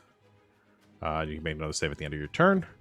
Jazz, you're hit with the with a ray that starts to sort of... You see your metal armor beginning to sort of rust for a moment as it is turning to like this stonish substance, but that magical energy within you sort of resists it, and you are able to avoid the petrifying effect. We would have had to mitigate how that works on a robot, but The internal components turn to stone. Yeah. Thea, you are hit with a ray and you begin to feel a little drowsy, but I don't imagine with as much caffeine as it seems like she consumes, she could possibly sleep. So you are able to resist that as well. So now he makes his attacks. Dr. Jim's turns have gotten more complicated each round. Is going to make an attack with the bone spike against Jonah and against Shellac with advantage. Jonah, that is a 27. Yep. Shellac, that is a 27. Jonah, that's 20 piercing. Shellac, that's 22 piercing. So dupa. And then 1 punch against Thea. That's going to be a 28 to hit. Bless is still up. Oh, let me check. 20 bludgeoning damage. Uncanny dodge. Nice. And then 1 more punch against... we'll go with Jonah. That's 12, so that misses. And that's it for Dr. Jim. Again, everyone's health bars are depressingly full. Well, I will. You've done so much damage, though. It just doesn't show. I know. I will say, little murder bot or heal bot. yeah, but this time I don't think I'm going to be using it because I think, unless y'all want to maybe get more damage in first, I'm planning to, because it's a bonus action to use the amulet to turn invisible, and then use my action to do the scroll.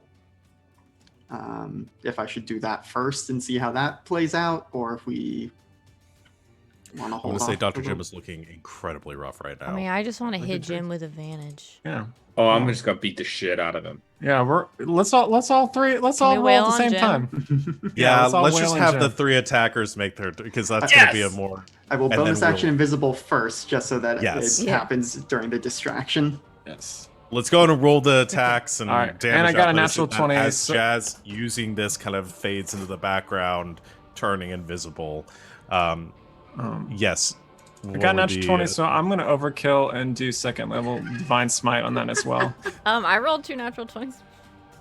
You did not fucking roll 2 natural Come in here and look 20s. at my fucking green dice, I don't buddy. want to get in there. Let's I'm do it. Let's too lazy. go Let's only ham. got a 16. Did that hit? All right, let's. So that's let's 8. On top of that, it's 8d8. Okay.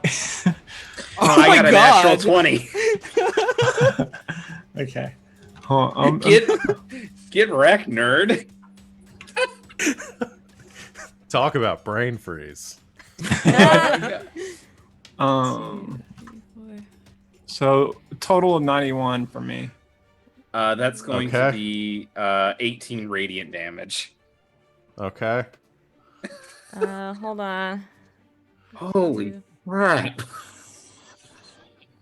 It's 57 for me. Okay. Did we do it? Is it Coach, enough? did we do good? Yes, Is he had enough? 17 hit points left, guys. It's overkill. It's done. He's already dead. We just say synchronized attack. Basically. All right, how are you going to And describe then we this? like spike a 4 bunch of turns volleyballs ago. at him.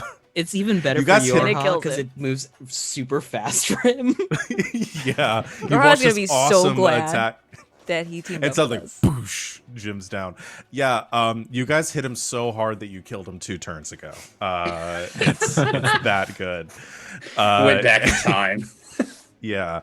I'm okay, give it this visual. Like so Jonah continuing to run around just like stabbing with the blasts of radiant energy with the pickaxe.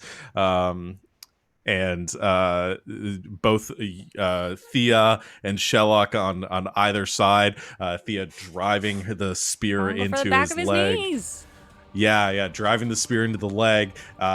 You, Shellac, punching the other one, both of them blowing out his knees at the same time as he crashed to the ground, holding himself up with just the 2 lumbering arms. And as the 3 of you land in front of him, you see this like gaping maw opening up in front of you, this cloud beginning to whelm up as he lets out another roar, and then all 3 of you in unison strike at the head, just obliterating the top of his body, and the massive fleshy bony form just sinks into the ground in front of you. And since Jonah was so cool and like rode him down with a chain around his neck, I put my cowboy hat on Jonah's head as a free action. Well, gotta commission new art. Yeehaw. Yeah. No, I take it back after a minute. It's just No, for the okay, joke. good. Well, we gotta keep. I'm not gonna get art again, so yeah, you should hold on to this. Do you get a lot of art of yourself? You don't? No, maybe I should. There's a great caricature artist in town. Sorry, we're dealing with a brain thing, I guess. Yes, okay. We'll get back. I'll get back to you on that. As Jim, this lumbering form of Jim falls, you see the little spores around the room beginning to sort of retreat backwards away from the body, but one of them just kind of lingering for a moment speaks out, and you just hear this whispering voice once again echoing to all of you. Says, "This is not the end. We are not done here. I will be back more powerful than I was before." I thorn whip it for a natural 20.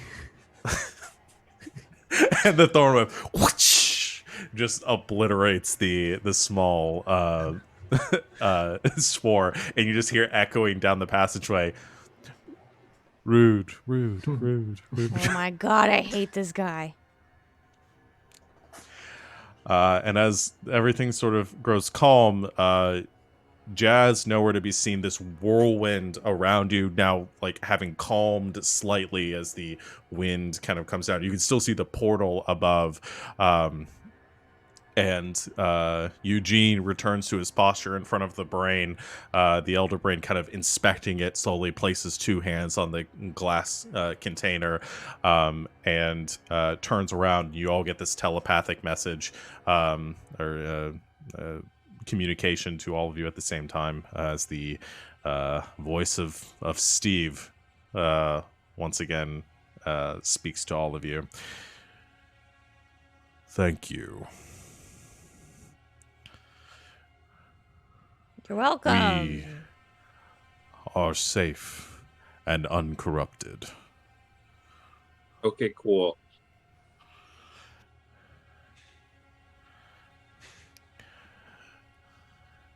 "For your service, we will offer this once, that you be assimilated into our hive mind, I knew he was gonna say that. I don't want that. No. You're welcome. so that you may join us. Is that the No, brain worms? You have shown much valor, and yes, they are the No. brainworms. No thanks. I don't want- No thanks, No, Eugene. we're good. We're good. We're It- good. It wasn't really a question. It's going to happen. Well, don't frame it as such. He's got a point. Yeah, boy, you better We will. mind your manners. We don't understand. About to be a Because mind over. you do mind stuff. Yeah. You should mind your manners. It's Yeah. my window. I can't stand the rain. Jazz, are you starting the spell? Yeah, I would have been starting it as they were stabbing Jim. Okay. Jazz in the back, you pull up the scroll. I'm trying to decide how you see the scroll right now Keen while mind. you're I invisible. memorized it. Oh, you memorized it. Okay. Because I just had this moment. It's like, you open up the scroll. It's invisible. Yeah. You're invisible. You have to You drop can't it on see the ground and look at it. But you did memorize it, and you begin the incantation that is inscribed on it. And the brain, as it speaks to you, you see the tendrils of the elder brain unfurling from the pool, and says, "Regardless, we will offer you a place of great position within our ranks. When you are assimilated into the hive, you shall be warriors." Oh, can you explain, looking around, realizing she can't see Jazz and doesn't know how much time they need. Can you explain to me in great detail how that would work? Please? Yes, I'm also curious, and Shelly sits down, crisscross applesauce on the ground like a kindergartner. Well, actually, the process involved them putting a tadpole in your eye, and then it gestates for about a week. No one's ever asked us before. Well, we want to know what we're getting into. We shall recant to you the 3,000-year-old tradition of our people, the Awesome. history Can of you our go? kind. Can you go year by year? We shall. Wait. What's that? Something is disturbing. And you all at the same time see the portal kind of the node flicker for a second, and Eugene looks up. What is happening to the node? Our power source, the rift, it's closing. Alert all, and it flickers once again, and flickers, and then snaps closed. Oh no! Jazz, the spell finishes, and the scroll sort of burns away from your fingers as you materialize, the invisibility ending, and you can all see the scroll burning away.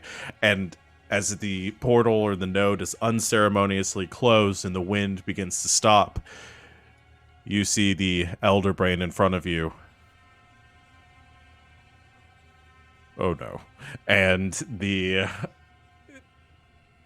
at once, the Elder Brain and Eugene kind of begin to fold in on themselves, like this dimensional folding in front of you. And it's this strange, like, they almost seem to go two-dimensional for a time as they fold, and you just hear this and then snap. Yee. And I cannot stress this enough, takes out the cowboy hat they haven't worn. Ha. Get out of our dimension, you motherfuckers. Jazz language. Sorry. Language. Did I think? Yorha's gonna brandish his quarterstaff and just say, "Over my dead body, brain." He hasn't saved out of this slow. I've been trying.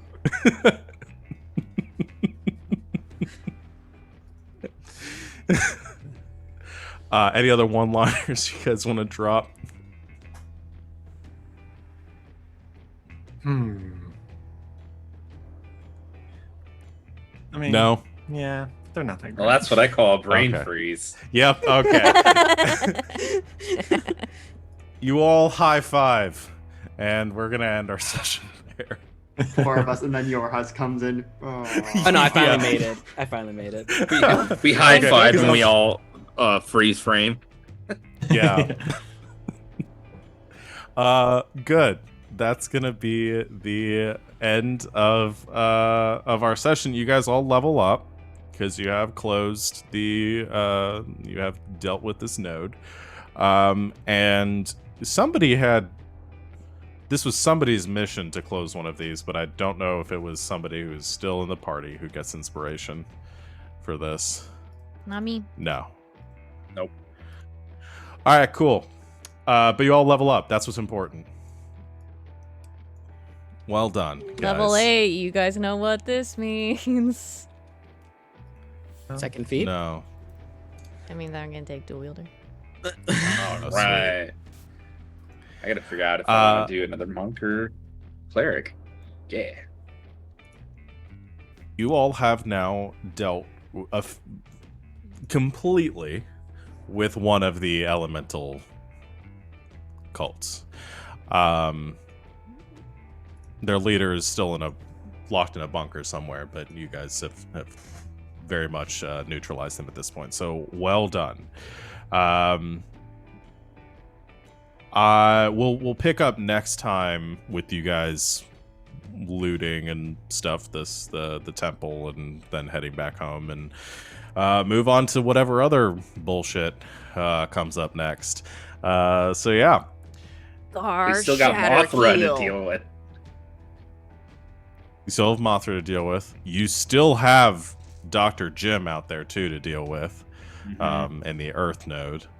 And I'm gonna kill that crab claw motherfucker. You've done nothing with the water so far and nothing with the fire. So two 0 progress quests, one like 70% progress quest, and 100%. So well done.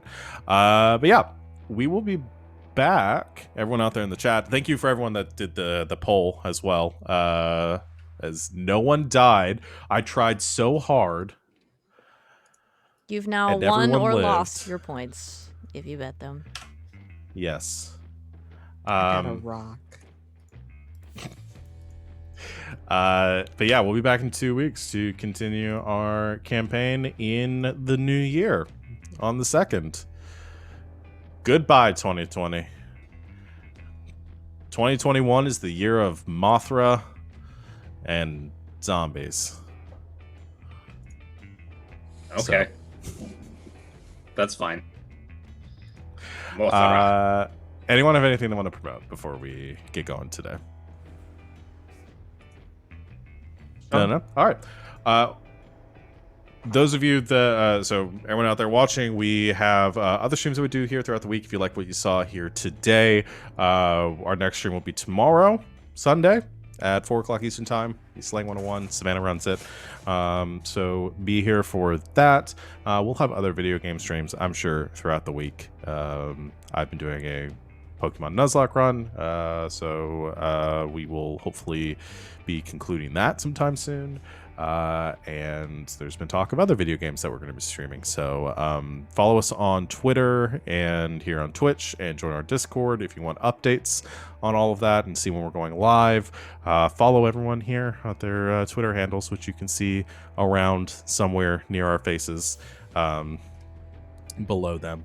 And you can see what everybody else is doing, getting up to. I'll do one shout out to our lovely artist, Julie, who obviously isn't here right now and hopefully will be joining us back in the future one day. But she did some more awesome art for Yorha and Jonah, which is now on our overlay, so you can see their lovely characters' faces. They turned out so good. And I'm very much excited to see how their characters continue to integrate with this group. And her commissions are open right now. Oh, yeah. Her commissions are open. So if you need any art for your own characters, definitely hit her up for that. Because she does awesome work, and she does it in a very efficient, very quick way. So, yeah. That's it. I'm done talking. Thank you, everyone out there, for watching. We will see everyone in 2 weeks. And until next time, good game and good night, Internet.